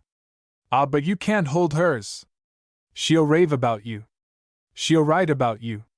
You're Niagara before the first white traveler, and you know, or rather you can't know, what Niagara became after that gentleman. Addie will have discovered Niagara. She'll understand you in perfection, she'll feel you down to the ground, not a delicate shade of you will she lose or let any one else lose. You'll be too weird for words, but the words will nevertheless come. You'll be too exactly the real thing and be left too utterly just as you are, and all Addie's friends and all Addie's editors and contributors and readers will cross the Atlantic and flock to Flickerbridge just in order so, unanimously, universally, vociferously, to leave you. You'll be in the magazines with illustrations, you'll be in the papers with headings, you'll be everywhere with everything. You don't understand, you think you do, but you don't. Heaven forbid you should understand. That's just your beauty, your sleeping beauty. But you needn't. You can take me on trust. Don't have her. Give as a pretext, as a reason, anything in the world you like. Lie to her, scare her away. I'll go away and give you up, I'll sacrifice everything myself. Granger pursued his exhortation, convincing himself more and more. If I saw my way out, my way completely through, I'd pile up some fabric of fiction for her. I should only want to be sure of its not tumbling down. One would have, you see, to keep the thing up. But I'd throw dust in her eyes. I tell her you don't do at all, that you're not in fact a desirable acquaintance. I tell her you're vulgar, improper, scandalous. I tell her you're mercenary, designing, dangerous. I tell her the only safe course is immediately to let you drop. I thus surround you with an impenetrable legend of conscientious misrepresentation, a circle of pious fraud, and all the while privately keep you from myself. She had listened to him as if he were a band of music, and she herself a small, shy garden party. I shouldn't like you to go away. I shouldn't in the least like you not to come again. Ah, there it is, he replied. How can I come again if Addie ruins you? But how will she ruin me, even if she does what you say? I know I'm too old to change and really much too queer to please in any of the extraordinary ways you speak of. If it's a question of quizzing me, I don't think my cousin, or anyone else, will have quite the hand for it that you seem to have. So that if you haven't ruined me. But I have, that's just the point, Granger insisted. I've undermined you at least. I've left after all terribly little for Addie to do. She laughed in clear tones. Well then, we'll admit that you've done everything but frighten me. He looked at her with surpassing gloom. No, that again is one of the most dreadful features. You'll positively like it, what's to come. You'll be caught up in a chariot of fire like the prophet, was there one, of old.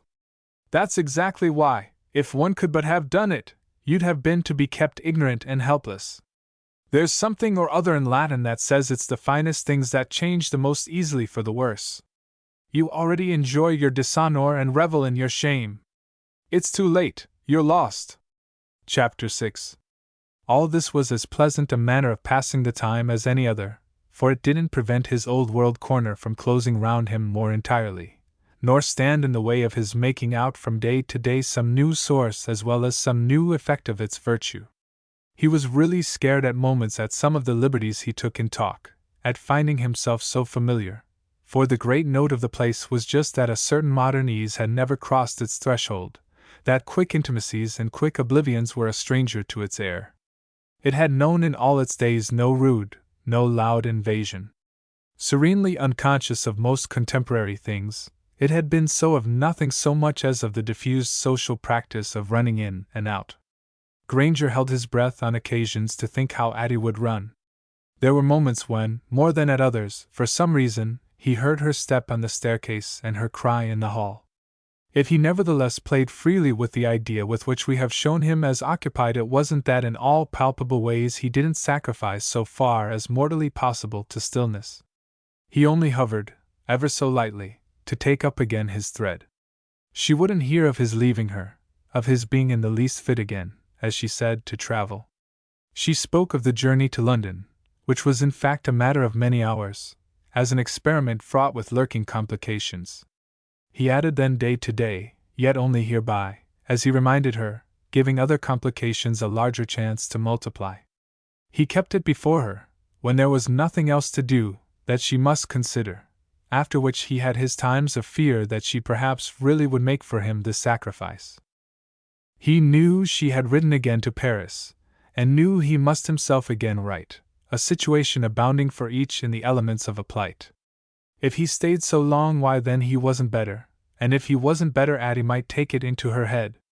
They must make it clear that he was better, so that, suspicious, alarmed at what was kept from her, she shouldn't suddenly present herself to nurse him. If he was better, however, why did he stay so long? If he stayed only for the attraction, the sense of the attraction might be contagious.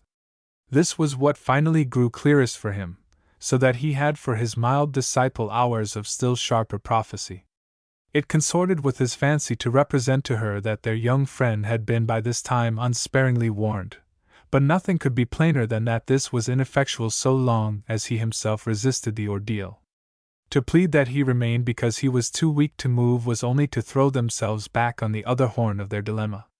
If he was too weak to move, Addie would bring him her strength, of which, when she got there, she would give them specimens enough.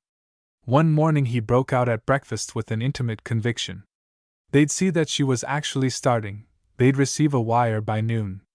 They didn't receive it, but by his theory the portent was only the stronger. It had moreover its grave as well as its gay side, since Granger's paradox and pleasantry were only the method most open to him of conveying what he felt. He literally heard the knell sound, and in expressing this to Miss Wenham with the conversational freedom that seemed best to pay his way, he the more vividly faced the contingency. He could never return, and though he announced it with a despair that did what might be to make it pass as a joke, he saw how, whether or no she at last understood, she quite at last believed him. On this, to his knowledge, she wrote again to Addie, and the contents of her letter excited his curiosity. But that sentiment, though not assuaged, quite dropped when, the day after, in the evening, she let him know she had had a telegram an hour before. She comes Thursday. He showed not the least surprise. It was the deep calm of the fatalist. It had to be. I must leave you then tomorrow. She looked, on this, as he had never seen her. It would have been hard to say whether what showed in her face was the last failure to follow or the first effort to meet. And really not to come back? Never, never, dear lady. Why should I come back? You can never be again what you have been. I shall have seen the last of you. Oh, she touchingly urged. Yes, for I should next find you simply brought to self-consciousness. You'll be exactly what you are, I charitably admit, nothing more or less, nothing different. But you'll be it all in a different way. We live in an age of prodigious machinery, all organized to a single end. That end is publicity, a publicity as ferocious as the appetite of a cannibal. The thing therefore is not to have any illusions, fondly to flatter yourself in a muddled moment that the cannibal will spare you. He spares nobody. He spares nothing. It will be all right. You'll have a lovely time. You'll be only just a public character, blown about the world for all you're worth, and proclaimed for all you're worth on the housetops. It will be for that, mind, I quite recognize, because Addie is superior, as well as for all you aren't. So goodbye. He remained, however, till the next day, and noted at intervals the different stages of their friend's journey. The hour, this time, she would really have started, the hour she'd reached over, the hour she'd get to town, where she'd alight at Mrs. Dunn's. Perhaps she'd bring Mrs. Dunn, for Mrs. Dunn would swell the chorus. At the last, on the morrow, as if in anticipation of this stillness settled between them, he became as silent as his hostess. But before he went she brought out shyly and anxiously, as an appeal, the question that for hours had clearly been giving her thought. Do you meet her then tonight in London? Dear no. In what position am I, alas? To do that? When can I ever meet her again? He had turned it all over. If I could meet Addie after this, you know, I could meet you. And if I do meet Addie, he lucidly pursued, what will happen by the same stroke is that I shall meet you. And that's just what I've explained to you I dread. You mean she and I will be inseparable? He hesitated. I mean she'll tell me all about you. I can hear her and her ravings now. She gave again, and it was infinitely sad, her little whinnying laugh. Oh, but if what you say is true you'll know. Ah, but Addie won't. Won't, I mean, know that I know, or at least won't believe it. Won't believe that anyone knows. Such, he added with a strange smothered sigh, is Addie. Do you know, he wound up, that what, after all, has most definitely happened is that you've made me see her as I've never done before? She blinked and gasped, she wondered and despaired. Oh no, it will be you. I've had nothing to do with it. Everything's all you. But for all it mattered now, you'll see, he said, that she's charming. I shall go for tonight to Oxford. I shall almost cross her on the way. Then if she's charming, what am I to tell her from you in explanation of such strange behavior as your flying away just as she arrives? Ah, you needn't mind about that. You needn't tell her anything. She fixed him as if as never again. It's none of my business, of course, I feel, but isn't it a little cruel if you're engaged? Granger gave a laugh almost as odd as one of her own. Oh, you've cost me that! And he put out his hand to her. She wondered while she took it. Cost you? We're not engaged. Goodbye, Mrs. Medwin. Chapter 1. Well, we are a pair! The poor lady's visitor broke out to her at the end of her explanation in a manner disconcerting enough. The poor lady was Miss Cutter, who lived in South Audley Street, where she had an upper half, so concise that it had to pass boldly for convenient, and her visitor was her half-brother, whom she hadn't seen for 3 years. She was remarkable for a maturity of which every symptom might have been observed to be admirably controlled, had not a tendency to stoutness just affirmed its independence. Her present, no doubt, insisted too much on her past, but with the excuse, sufficiently valid, that she must certainly once have been prettier. She was clearly not contented with once, she wished to be prettier again. She neglected nothing that could produce that illusion, and being both fair and fat, dressed almost wholly in black. When she added a little color it was not, at any rate, to her drapery. Her small rooms had the peculiarity that everything they contained appeared to testify with vividness to her position in society, quite as if they had been furnished by the bounty of admiring friends.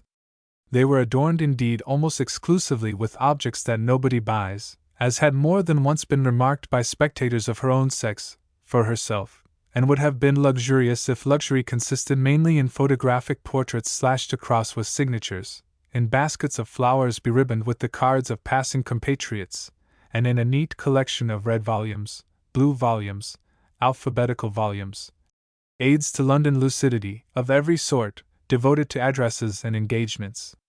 To be in Miss Cutter's tiny drawing-room, in short, even with Miss Cutter alone, should you by any chance have found her so, was somehow to be in the world and in a crowd.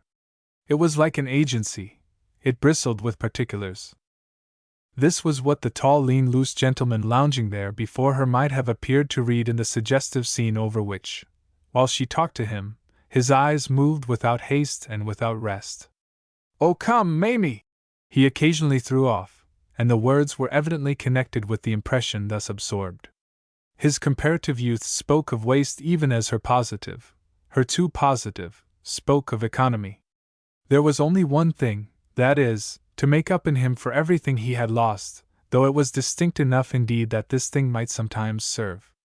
It consisted in the perfection of an indifference at the present moment directed to the plea, a plea of inability, of pure destitution, with which his sister had met him. Yet it had even now a wider embrace, took in quite sufficiently all consequences of queerness, confessed in advance to the false note that, in such a setting, he almost excruciatingly constituted. He cared as little that he looked at moments all his impudence as that he looked all his shabbiness, all his cleverness, all his history. These different things were written in him, in his premature baldness, his seamed strained face, the lapse from bravery of his long tawny mustache, above all in his easy, friendly, universally acquainted eye, so much too sociable for mere conversation. What possible relation with him could be natural enough to meet it? He wore a scant rough Inverness cape and a pair of black trousers, wanting in substance and marked with the sheen of time, that had presumably once served for evening use. He spoke with the slowness helplessly permitted to Americans, as something too slow to be stopped, and he repeated that he found himself associated with Miss Cutter in a harmony calling for wonder. She had been telling him not only that she couldn't possibly give him £10, but that his unexpected arrival, should he insist on being much in view, might seriously interfere with arrangements necessary to her own maintenance, on which he had begun by replying that he of course knew she had long ago spent her money, but that he looked to her now exactly because she had, without the aid of that convenience, mastered the art of life. "I'd really go away with a fiver, my dear, if you'd only tell me how you do it. It's no use saying only, as you've always said, that people are very kind to you. What the devil are they kind to you for?" "Well, one reason is precisely that no particular inconvenience has hitherto been supposed to attach to me. I'm just what I am," said Mamie Cutter. "Nothing less and nothing more. It's awkward to have to explain to you, which moreover I really needn't in the least. I'm clever and amusing and charming." She was uneasy and even frightened, but she kept her temper and met him with a grace of her own. "I don't think you ought to ask me more questions than I ask you." "Ah, my dear," said the odd young man, "I've no mysteries. Why in the world, since it was what you came out for and have devoted so much of your time to, haven't you pulled it off? Why haven't you married? Why haven't you?" she retorted. "Do you think that if I had it would have been better for you, that my husband would for a moment have put up with you? Do you mind my asking you if you'll kindly go now?" she went on after a glance at the clock. "I'm expecting a friend, whom I must see alone, on a matter of great importance. And my being seen with you may compromise your respectability or undermine your nerve." He sprawled imperturbably in his place, crossing again, in another sense, his long black legs and showing, above his low shoes, an absurd reach of party-colored sock. "I take your point well enough, but mayn't you be after all quite wrong? If you can't do anything for me, couldn't you at least do something with me? If it comes to that, I'm clever and amusing and charming too. I've been such an ass that you don't appreciate me. But people like me, I assure you they do. They usually don't know what an ass I've been, they only see the surface, which—" and he stretched himself afresh as she looked him up and down. "You can imagine them, can't you, rather taken with? I'm what I am too, nothing less and nothing more. That's true of us as a family, you see. We are a crew," he delivered himself serenely. His voice was soft and flat, his pleasant eyes, his simple tones tending to the solemn, achieved at moments that effect of quaintness which is, in certain connections, socially so known and enjoyed. "English people have quite a weakness for me, more than any others. I get on with them beautifully. I've always been with them abroad. They think me," the young man explained, "diabolically American. You—" Such stupidity drew from her a sigh of compassion. Her companion apparently quite understood it. "Are you homesick, Mamie?" he asked, with wondering irrelevance.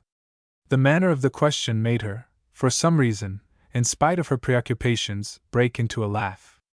A shade of indulgence, a sense of other things, came back to her. "You are funny, Scott!" "Well," remarked Scott, "that's just what I claim. But are you so homesick?" he spaciously inquired, not as to a practical end, but from an easy play of intelligence. "I'm just dying of it," said Mamie Cutter. "Why, so am I." Her visitor had a sweetness of concurrence. "We're the only decent people," Miss Cutter declared. "And I know. You don't, you can't, and I can't explain. Come in," she continued with a return of her impatience and an increase of her decision. "At 7 sharp." She had quitted her seat some time before, and now, to get him into motion, hovered before him while, still motionless, he looked up at her. Something intimate in the silence appeared to pass between them, a community of fatigue and failure and, after all, of intelligence. There was a final cynical humor in it. It determined him, in any case, at last, and he slowly rose, taking in again as he stood there the testimony of the room. He might have been counting the photographs, but he looked at the flowers with detachment. Who's coming? Mrs. Medwin. American? Dear no! Then what are you doing for her? I work for everyone, she promptly returned. For everyone who pays? So I suppose. Yet isn't it only we who do pay? There was a drollery, not lost on her, in the way his queer presence lent itself to his emphasized plural. Do you consider that you do? At this, with his deliberation, he came back to his charming idea. Only try me, and see if I can't be made to work me in. On her sharply presenting her back, he stared a little at the clock. If I come at 7, may I stay to dinner? It brought her round again. Impossible. I'm dining out. With whom? She had to think. With Lord Considine. Oh my eye! Scott exclaimed. She looked at him gloomily. Is that sort of tone what makes you pay? I think you might understand, she went on, that if you're to sponge on me successfully, you mustn't ruin me. I must have some remote resemblance to a lady. Yes? But why must I? Her exasperated silence was full of answers, of which, however, his inimitable manner took no account. You don't understand my real strength. I doubt if you even understand your own. You're clever, Mamie, but you're not so clever as I supposed. However, he pursued, it's out of Mrs. Medwin that you'll get it. Get what? Why, the check that will enable you to assist me. On this, for a moment, she met his eyes. If you'll come back at 7 sharp, not a minute before, and not a minute after, I'll give you 2 5-pound notes. He thought it over. Whom are you expecting a minute after? It sent her to the window with a groan almost of anguish, and she answered nothing till she had looked at the street. If you injure me, you know, Scott, you'll be sorry. I wouldn't injure you for the world. What I want to do, in fact, is really to help you, and I promise you that I won't leave you, by which I mean won't leave London, till I've effected something really pleasant for you. I like you, Mamie, because I like pluck. I like you much more than you like me. I like you very, very much. He had at last with this reached the door and opened it, but he remained with his hand on the latch. What does Mrs. Medwin want of you? He thus brought out. She had come round to see him disappear, and in the relief of this prospect she again just indulged him. The impossible. He waited another minute. And you're going to do it? I'm going to do it, said Mamie Cutter. Well then, that ought to be a haul. Call it 3 fivers. He laughed. At 7 sharp. And at last he left her alone. Chapter 2. Miss Cutter waited till she heard the house door close, after which, in a sightless mechanical way, she moved about the room readjusting various objects he had not touched. It was as if his mere voice and accent had spoiled her form. But she was not left too long to reckon with these things, for Mrs. Medwin was promptly announced.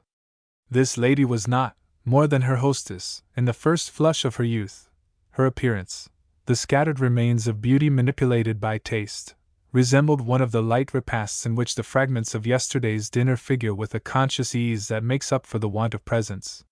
She was perhaps of an effect still too immediate to be called interesting, but she was candid, gentle, and surprised, not fatiguingly surprised, only just in the right degree, and her white face, it was too white, with the fixed eyes, the somewhat tousled hair, and the Louis Seize hat, might at the end of the very long neck have suggested the head of a princess carried on a pike in a revolution.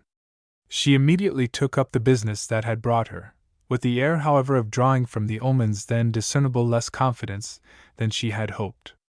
The complication lay in the fact that if it was Mamie's part to present the omens, that lady yet had so to color them as to make her own service large. She perhaps overcolored, for her friend gave way to momentary despair. What you mean is then that it's simply impossible. Oh no, said Mamie with a qualified emphasis. It's possible. But disgustingly difficult? As difficult as you like. Then what can I do that I haven't done? You can only wait a little longer. But that's just what I have done. I've done nothing else. I'm always waiting a little longer. Miss Cutter retained, in spite of this pathos, her grasp of the subject. The thing, as I've told you, is for you first to be seen. But if people won't look at me, they will. They will? Mrs. Medwin was eager. They shall, her hostess went on. It's their only having heard, without having seen. But if they stare straight the other way? Mrs. Medwin continued to object. You can't simply go up to them and twist their heads about. It's just what I can, said Mamie Cutter. But her charming visitor, heedless for the moment of this attenuation, had found the way to put it. It's the old story. You can't go into the water till you swim, and you can't swim till you go into the water.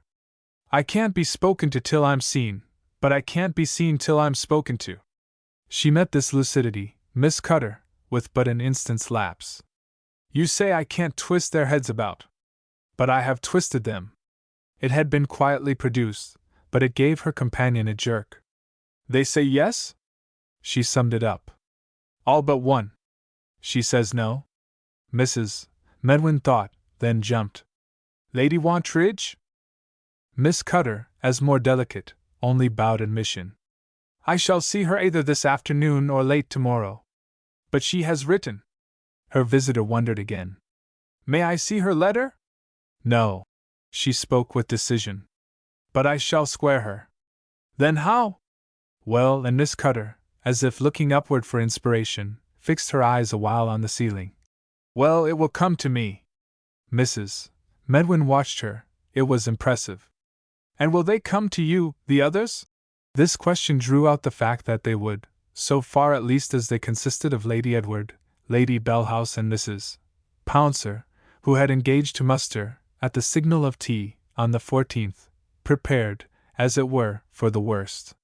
There was of course always the chance that Lady Wantridge might take the field, in such force as to paralyze them, though that danger, at the same time, seemed inconsistent with her being squared.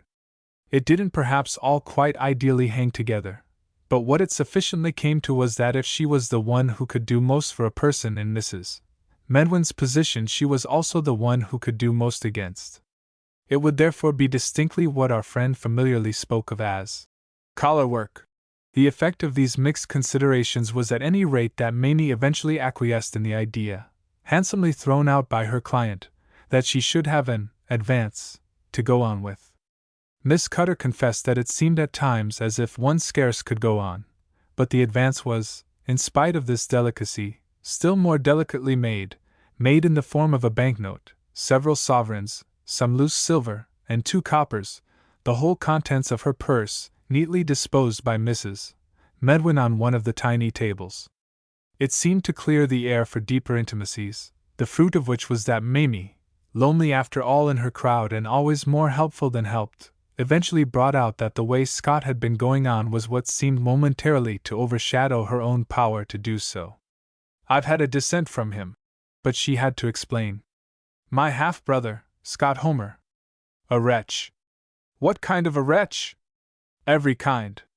I lose sight of him at times, he disappears abroad. But he always turns up again, worse than ever. Violent? No. Maudlin? No. Only unpleasant? No, rather pleasant. Awfully clever, awfully traveled and easy. Then what's the matter with him? Mamie mused, hesitated, seemed to see a wide past. I don't know.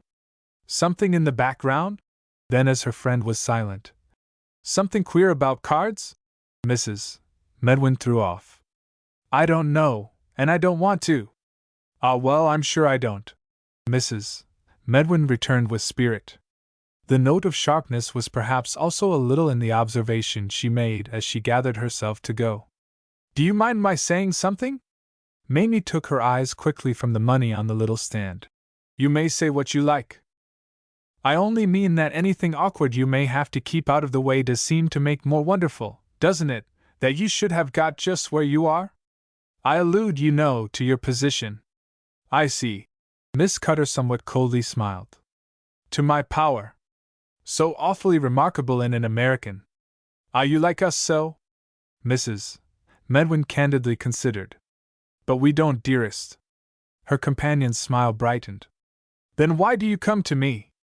Oh, I like you, Mrs. Medwin made out. Then that's it. There are no Americans, it's always you. Me? Mrs. Medwin looked lovely, but a little muddled. Me? Mamie Cutter laughed. But if you like me, you dear thing, you can judge if I like you. She gave her a kiss to dismiss her. I'll see you again when I've seen her. Lady Wantridge? I hope so, indeed. I'll turn up late tomorrow, if you don't catch me first. Has it come to you yet? The visitor, now at the door, went on. No, but it will. There's time. Oh, a little less every day. Miss Cutter had approached the table and glanced again at the gold and silver and the note, not indeed absolutely overlooking the 2 coppers. The balance? She put it. The day after? That very night, if you like. Then count on me. Oh, if I didn't! But the door closed on the dark idea. Yearningly then, and only when it had done so, Miss Cutter took up the money. She went out with it 10 minutes later, and, the calls on her time being many, remained out so long that at 6:30 she hadn't come back. At that hour, on the other hand, Scott Homer knocked at her door, where her maid, who opened it with a weak pretense of holding it firm, ventured to announce to him, as a lesson well learnt, that he hadn't been expected till 7. No lesson, none the less, could prevail against his native art. He pleaded fatigue, her, the maid's, dreadful depressing London, and the need to curl up somewhere. If she'd just leave him quiet half an hour, that old sofa upstairs would do for it, of which he took quickly such effectual possession that when 5 minutes later she peeped, nervous for her broken vow, into the drawing-room, the faithless young woman found him extended at his length and peacefully asleep. Chapter 3. The situation before Miss Cutter's return developed in other directions still, and when that event took place, at a few minutes past 7, these circumstances were, by the foot of the stair, between mistress and maid, the subject of some interrogative gasps and scared admissions. Lady Wantridge had arrived shortly after the interloper, and wishing, as she said, to wait, had gone straight up in spite of being told he was lying down. She distinctly understood he was there? Oh, yes, ma'am, I thought it right to mention. And what did you call him? Well, ma'am, I thought it unfair to you to call him anything but a gentleman. Mamie took it all in, though there might well be more of it than one could quickly embrace. But if she has had time, she flashed, to find out he isn't one? Oh, ma'am, she had a quarter of an hour. Then she isn't with him still? No, ma'am, she came down again at last. She rang, and I saw her here, and she said she wouldn't wait longer. Miss Cutter darkly mused. Yet had already waited? Quite a quarter. Mercy on us! She began to mount. Before reaching the top, however, she had reflected that quite a quarter was long if Lady Wantridge had only been shocked. On the other hand, it was short if she had only been pleased. But how could she have been pleased? The very essence of their actual crisis was just that there was no pleasing her. Mamie had but to open the drawing-room door indeed to perceive that this was not true, at least of Scott Homer, who was horribly cheerful. Miss Cutter expressed to her brother without reserve her sense of the constitutional, the brutal selfishness that had determined his mistimed return. It had taken place, in violation of their agreement, exactly at the moment when it was most cruel to her that he should be there, and if she must now completely wash her hands of him, he had only himself to thank. She had come in flushed with resentment, and for a moment had been voluble, but it would have been striking that, though the way he received her might have seemed but to aggravate, it presently justified him by causing their relation really to take a stride. He had the art of confounding those who would quarrel with him by reducing them to the humiliation of a stirred curiosity. What could she have made of you? Mamie demanded. My dear girl, she's not a woman who's eager to make too much of anything, I mean, that will prevent her from doing as she likes, what she takes into her head. Of course, he continued to explain, if it's something she doesn't want to do, she'll make as much as Moses. Mamie wondered if that was the way he talked to her visitor, but felt obliged to own to his acuteness. It was an exact description of Lady Wantridge, and she was conscious of tucking it away for future use in a corner of her miscellaneous little mind. She withheld, however, all present acknowledgement, only addressing him another question. Did you really get on with her? Have you still to learn, darling? I can't help again putting it to you, that I get on with everybody? That's just what I don't seem able to drive into you.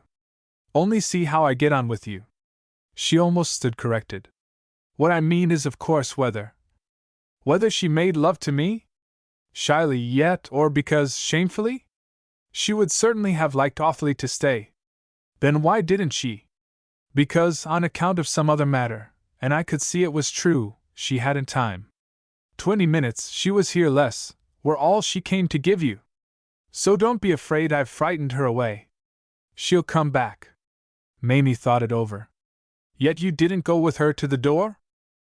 She wouldn't let me, and I know when to do what I'm told, quite as much as what I'm not told. She wanted to find out about me. I mean from your little creature, a pearl of fidelity, by the way. But what on earth did she come up for? Mamie again found herself appealing, and just by that fact showing her need of help. Because she always goes up. Then, as, in the presence of this rapid generalization, to say nothing of that of such a relative altogether, Miss Cutter could only show as comparatively blank. I mean, she knows when to go up and when to come down. She has instincts. She didn't know whom you might have up here. It's a kind of compliment to you anyway. Why, Mamie, Scott pursued, you don't know the curiosity we any of us inspire. You wouldn't believe what I've seen. The bigger bugs they are, the more they're on the lookout. Mamie still followed, but at a distance. The lookout for what? Why, for anything that will help them to live. You've been here all this time without making out then, about them, what I've had to pick out as I can. They're dead, don't you see? And we're alive. You. Oh. Mamie almost laughed about it. Well, they're a worn-out old lot anyhow, they've used up their resources. They do look out, and I'll do them the justice to say they're not afraid, not even of me, he continued as his sister again showed something of the same irony. Lady Wantridge at any rate wasn't. That's what I mean by her having made love to me. She does what she likes. Mind it, you know. He was by this time fairly teaching her to read one of her best friends, and when, after it, he had come back to the great point of his lesson, that of her failure, through feminine inferiority, practically to grasp the truth that their being just as they were, he and she, was the real card for them to play. When he had renewed that reminder, he left her absolutely in a state of dependence. Her impulse to press him on the subject of Lady Wantridge dropped. It was as if she had felt that, whatever had taken place, something would somehow come of it. She was to be in a manner disappointed, but the impression helped to keep her over to the next morning, when, as Scott had foretold, his new acquaintance did reappear, explaining to Miss Cutter that she had acted the day before to gain time and that she even now sought to gain it by not waiting longer. What, she promptly intimated she had asked herself, could that friend be thinking of? She must show where she stood before things had gone too far. If she had brought her answer without more delay, she wished to make it sharp. Mrs. Medwin? Never. No, my dear, not I, there I stop. Mamie had known it would be collar work. But somehow now, at the beginning, she felt her heart sink. It was not that she had expected to carry the position with a rush, but that, as always after an interval, her visitor's defenses really loomed, and quite, as it were, to the material vision, too large. She was always planted with them, voluminous, in the very center of the passage, was like a person accommodated with a chair in some unlawful place at the theater. She wouldn't move, and you couldn't get round. Mamie's calculation indeed had not been on getting round. She was obliged to recognize that, too foolishly and fondly, she had dreamed of inducing a surrender. Her dream had been the fruit of her need, but conscious that she was even yet unequipped for pressure, she felt, almost for the first time in her life, superficial and crude. She was to be paid, but with what was she, to that end, to pay? She had engaged to find an answer to this question, but the answer had not, according to her promise, come, and Lady Wantridge meanwhile masked herself, and there was no view of her that didn't show her as verily, by some process too obscure to be traced, the hard depository of the social law. She was no younger, no fresher, no stronger, really, than any of them. She was only, with a kind of haggard fineness, a sharpened taste for life, and with all sorts of things behind and beneath her, more abysmal and more immoral, more secure and more impertinent. The points she made were two in number. One was that she absolutely declined, the other was that she quite doubted if Mamie herself had measured the job. The thing couldn't be done. But say it could be, was Mamie quite the person to do it? To this Miss Cutter, with a sweet smile, replied that she quite understood how little she might seem so. I'm only one of the persons to whom it has appeared that you are. Then who are the others? Well, to begin with, Lady Edward, Lady Belhouse and Mrs. Pouncer. Do you mean that they'll come to meet her? I've seen them, and they've promised. To come, of course, Lady Wantridge said. If I come. Her hostess cast about. Oh, of course you could prevent them. But I should take it as awfully kind of you not to. Won't you do this for me? Mamie pleaded. Her friend looked over the room very much as Scott had done. Do they really understand what it's for? Perfectly. So that she may call. And what good will that do her? Miss Cutter faltered, but she presently brought it out. Naturally, what one hopes is that you'll ask her. Ask her to call? Ask her to dine. Ask her, if you'd be so truly sweet, for a Sunday, or something of that sort, and even if only in one of your most mixed parties, to catch more. Miss Cutter felt the less hopeful after this effort in that her companion only showed a strange good nature. And it wasn't a satiric amiability, though it was amusement. Take Mrs. Medwin into my family? Some day when you're taking 40 others. Ah, but what I don't see is what it does for you. You're already so welcome among us that you can scarcely improve your position even by forming for us the most delightful relation. Well, I know how dear you are, Mamie Cutter replied. But one has after all more than one side and more than one sympathy. I like her, you know. And even at this Lady Wantridge wasn't shocked.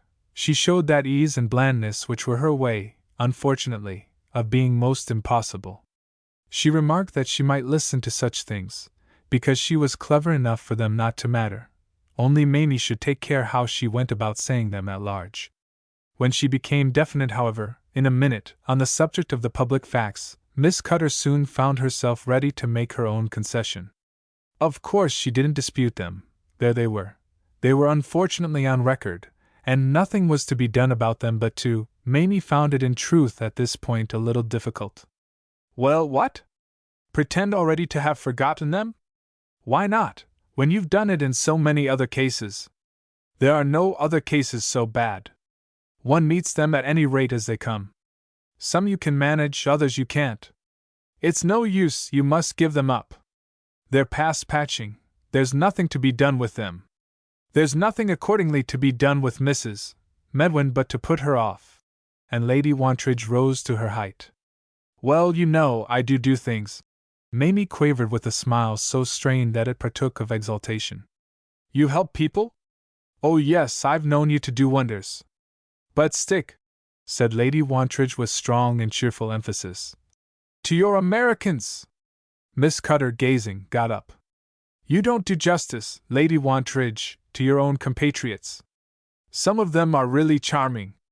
Besides, said Mamie, working for mine often strikes me, so far as the interest, the inspiration and excitement, don't you know, go, as rather too easy. You all, as I constantly have occasion to say, like us so. Her companion frankly waited. Yes, it takes that to account for your position. I've always thought of you nevertheless as keeping for their benefit a regular working agency. They come to you, and you place them. There remains, I confess, her ladyship went on in the same free spirit, the great wonder of how I first placed my poor little self. Yes, Mamie bravely conceded. When I began there was no agency. I just worked my passage. I didn't even come to you, did I? You never noticed me till, as Mrs. Shortstoke says, I was way up, Mrs. Medwin. She threw in. Can't get over it. Then, as her friend looked vague, over my social situation. Well, it's no great flattery to you to say. Lady Wantridge good-humoredly returned. That she certainly can't hope for one resembling it. Yet it really seemed to spread there before them. You simply made Mrs. Short Stokes. In spite of her name, Mamie smiled. Oh, your names! In spite of everything. Ah, I'm something of an artist. With which, and a relapse marked by her wistful eyes into the gravity of the matter, she supremely fixed her friend. She felt how little she minded betraying at last the extremity of her need, and it was out of this extremity that her appeal proceeded. Have I really had your last word? It means so much to me. Lady Wantridge came straight to the point. You mean you depend on it? Awfully. Is it all you have? All. Now. But Mrs. Short Stokes and the others, rolling, aren't they? Don't they pay up? Ah, sighed Mamie. If it wasn't for them. Lady Wantridge perceived. You've had so much? I couldn't have gone on. Then what do you do with it all? Oh, most of it goes back to them. There are all sorts, and it's all help. Some of them have nothing. Oh, if you feed the hungry. Lady Wantridge laughed. You're indeed in a great way of business. Is Mrs. Medwin? Her transition was immediate. Really rich? Really. He left her everything. So that if I do say yes, it will quite set me up. I see, and how much more responsible it makes one. But I'd rather myself give you the money. Oh, Mamie coldly murmured. You mean I mayn't suspect your prices? Well, I dare say I don't. But I'd rather give you £10. Oh, Mamie repeated in a tone that sufficiently covered her prices. The question was in every way larger. Do you never forgive? She reproachfully inquired. The door opened, however, at the moment she spoke, and Scott Homer presented himself. Chapter 4. Scott Homer wore exactly, to his sister's eyes, the aspect he had worn the day before, and it also formed to her sense the great feature of his impartial greeting. How d'ye do, Mamie? How d'ye do, Lady Wantridge? How d'ye do again? Lady Wantridge replied with an equanimity striking to her hostess. It was as if Scott's own had been contagious. It was almost indeed as if she had seen him before. Had she ever so seen him, before the previous day? While Miss Cutter put to herself this question, her visitor, at all events, met the one she had previously uttered. Ever forgive? This personage echoed in a tone that made as little account as possible of the interruption. Dear, yes. The people I have forgiven. She laughed, perhaps a little nervously, and she was now looking at Scott. The way she looked at him was precisely what had already had its effect for his sister. The people I can. Can you forgive me? Asked Scott Homer. She took it so easily. But what? Mamie interposed. She turned directly to her brother. Don't try her. Leave it so. She had had an inspiration. It was the most extraordinary thing in the world. Don't try him. She had turned to their companion. She looked grave, sad, strange. Leave it so. Yes, it was a distinct inspiration, which she couldn't have explained, but which had come, prompted by something she had caught, the extent of the recognition expressed, in Lady Wantridge's face. It had come absolutely of a sudden, straight out of the opposition of the two figures before her, quite as if a concussion had struck a light. The light was helped by her quickened sense that her friend's silence on the incident of the day before showed some sort of consciousness. She looked surprised. Do you know my brother? Do I know you? Lady Wantridge asked of him. No, Lady Wantridge, Scott pleasantly confessed. Not one little mite. Well then, if you must go. And Mamie offered her a hand. But I'll go down with you. Not you! She launched at her brother, who immediately effaced himself. His way of doing so, and he had already done so, as for Lady Wantridge, in respect to their previous encounter, struck her even at the moment as an instinctive if slightly blind tribute to her possession of an idea, and as such, in its celerity, made her so admire him, and their common wit, that she on the spot more than forgave him his queerness. He was right. He could be as queer as he liked. The queerer the better. It was at the foot of the stairs, when she had got her guest down, that what she had assured Mrs. Medwin would come did indeed come. Did you meet him here yesterday? Dear, yes. Isn't he too funny? Yes, said Mamie gloomily. He is funny. But had you ever met him before? Dear, no. Oh. And Mamie's tone might have meant many things. Lady Wantridge, however, after all, easily overlooked it. I only knew he was one of your odd Americans. That's why, when I heard yesterday here that he was up there awaiting your return, I didn't let that prevent me. I thought he might be. He certainly, her ladyship laughed, is. Yes, he's very American. Mamie went on in the same way. As you say, we are fond of you. Goodbye, said Lady Wantridge. But Mamie had not half done with her. She felt more and more, or she hoped at least, that she looked strange. She was, no doubt, if it came to that, strange. Lady Wantridge, she almost convulsively broke out. I don't know whether you'll understand me, but I seem to feel that I must act with you. I don't know what to call it, responsibly. He is my brother. Surely, and why not? Lady Wantridge stared. He's the image of you. Thank you. And Mamie was stranger than ever. Oh, he's good-looking. He's handsome, my dear. Oddly, but distinctly. Her ladyship was for treating it much as a joke. But Mamie, all somber, would have none of this. She boldly gave him up. I think he's awful. He is indeed, delightfully. And where do you get your ways of saying things? It isn't anything, and the things aren't anything. But it's so droll. Don't let yourself, all the same, Mamie consistently pursued, be carried away by it. The thing can't be done, simply. Lady Wantridge wondered. Done simply? Done at all. But what can't be? Why, what you might think, from his pleasantness. What he spoke of your doing for him. Lady Wantridge recalled. Forgiving him? He asked you if you couldn't? But you can't. It's too dreadful for me, as so near a relation, to have, loyally to you, to say it. But he's impossible. It was so portentously produced that her ladyship had somehow to meet it. What's the matter with him? I don't know. Then what's the matter with you? Lady Wantridge inquired. It's because I won't know. Mamie, not without dignity, explained. Then I won't either. Precisely. Don't. It's something, Mamie pursued, with some inconsequence, that, somewhere or other, at some time or other, he appears to have done. Something that has made a difference in his life. Something? Lady Wantridge echoed again. What kind of thing? Mamie looked up at the light above the door, through which the London sky was doubly dim. I haven't the least idea. Then what kind of difference? Mamie's gaze was still at the light. The difference, you see. Lady Wantridge, rather obligingly, seemed to ask herself what she saw.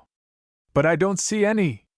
It seems, at least, she added, such an amusing one. And he has such nice eyes. Oh, dear eyes! Mamie conceded, but with too much sadness, for the moment, about the connections of the subject, to say more. It almost forced her companion after an instant to proceed. Do you mean he can't go home? She weighed her responsibility. I only make out, more's the pity that he doesn't. Is it then something too terrible? She thought again. I don't know what, for men, is too terrible. Well then, as you don't know what is for women either, goodbye. Her visitor laughed. It practically wound up the interview, which, however, terminating thus on a considerable stir of the air, was to give Miss Cutter for several days the sense of being much blown about. The degree to which, to begin with, she had been drawn, or perhaps rather pushed, closer to Scott was marked in the brief colloquy that she on her friend's departure had with him. He had immediately said it. You'll see if she doesn't ask me down. So soon? Oh, I've known them at places, at Cannes, at Pau, at Shanghai, do it sooner still. I always know when they will. You can't make out they don't love me. He spoke almost plaintively, as if he wished she could. Then I don't see why it hasn't done you more good. Why, Mamie? He patiently reasoned. What more good could it? As I tell you, he explained, it has just been my life. Then why do you come to me for money? Oh, they don't give me that, Scott returned. So that it only means then, after all, that I, at the best, must keep you up? He fixed on her the nice eyes Lady Wantridge admired. Do you mean to tell me that already, at this very moment, I'm not distinctly keeping you? She gave him back his look. Wait till she has asked you, and then, Mamie added, decline. Scott, not too grossly, wondered. As acting for you? Mamie's next injunction was answer enough. But before yes, call. He took it in. Call, but decline. Good. The rest, she said, I leave to you. And she left it in fact with such confidence that for a couple of days she was not only conscious of no need to give Mrs. Medwin another turn of the screw, but positively evaded, in her fortitude, the reappearance of that lady. It was not till the fourth day that she waited upon her, finding her, as she had expected, tense. Lady Wantridge will? Yes, though she says she won't. She says she won't? Oh! Mrs. Medwin moaned. Sit tight all the same. I have her. But how? Through Scott, whom she wants. Your bad brother. Mrs. Medwin stared. What does she want of him? To amuse them at Catchmore. Anything for that. And he would. But he shan't, Mamie declared. He shan't go unless she comes. She must meet you first, you're my condition. Oh! Mrs. Medwin's tone was a wonder of hope and fear. But doesn't he want to go? He wants what I want. She draws the line at you. I draw the line at him. But doesn't she mind that he's bad? It was so artless that Mamie laughed. No, it doesn't touch her. Besides, perhaps he isn't. It isn't as for you, people seem not to know. He has settled everything, at all events, by going to see her. It's before her that he's the thing she'll have to have. Have to? For Sundays in the country. The feature. So she has asked him? Yes, and he has declined. For me? Mrs. Medwin panted. For me, said Mamie on the doorstep. But I don't leave him for long. Her hansom had waited. She'll come. Lady Wantridge did come.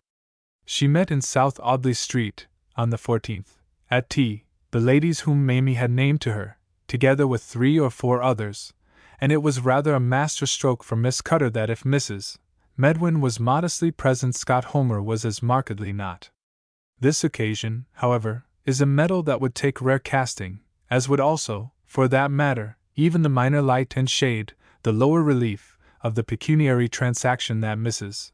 Medwin's flushed gratitude scarce awaited the dispersal of the company munificently to complete. A new understanding indeed on the spot rebounded from it, the conception of which, in Mamie's mind, had promptly bloomed. He shan't go now unless he takes you. Then, as her fancy always moved quicker for her client than her client's own, down with him to Catchmore. When he goes to amuse them, you, she serenely developed, shall amuse them too. Mrs. Medwin's response was again rather oddly divided, but she was sufficiently intelligible when it came to meeting the hint that this latter provision would represent success to the tune of a separate fee. Say, Mamie had suggested. The same. Very well, the same. The knowledge that it was to be the same had perhaps something to do also with the obliging spirit in which Scott eventually went. It was all at the last rather hurried. A party rapidly got together for the Grand Duke, who was in England but for the hour, who had good-naturedly proposed himself, and who liked his parties small, intimate, and funny. This one was of the smallest and was finally judged to conform neither too little nor too much to the other conditions, after a brief whirlwind of wires and counter-wires, and an iterated waiting of hansoms at various doors, to include Mrs. Medwin. It was from Catchmore itself that, snatching a moment, on the wondrous Sunday afternoon, this lady had the harmonious thought of sending the new check. She was in bliss enough, but her scribble none the less intimated that it was Scott who amused them most. He was the feature.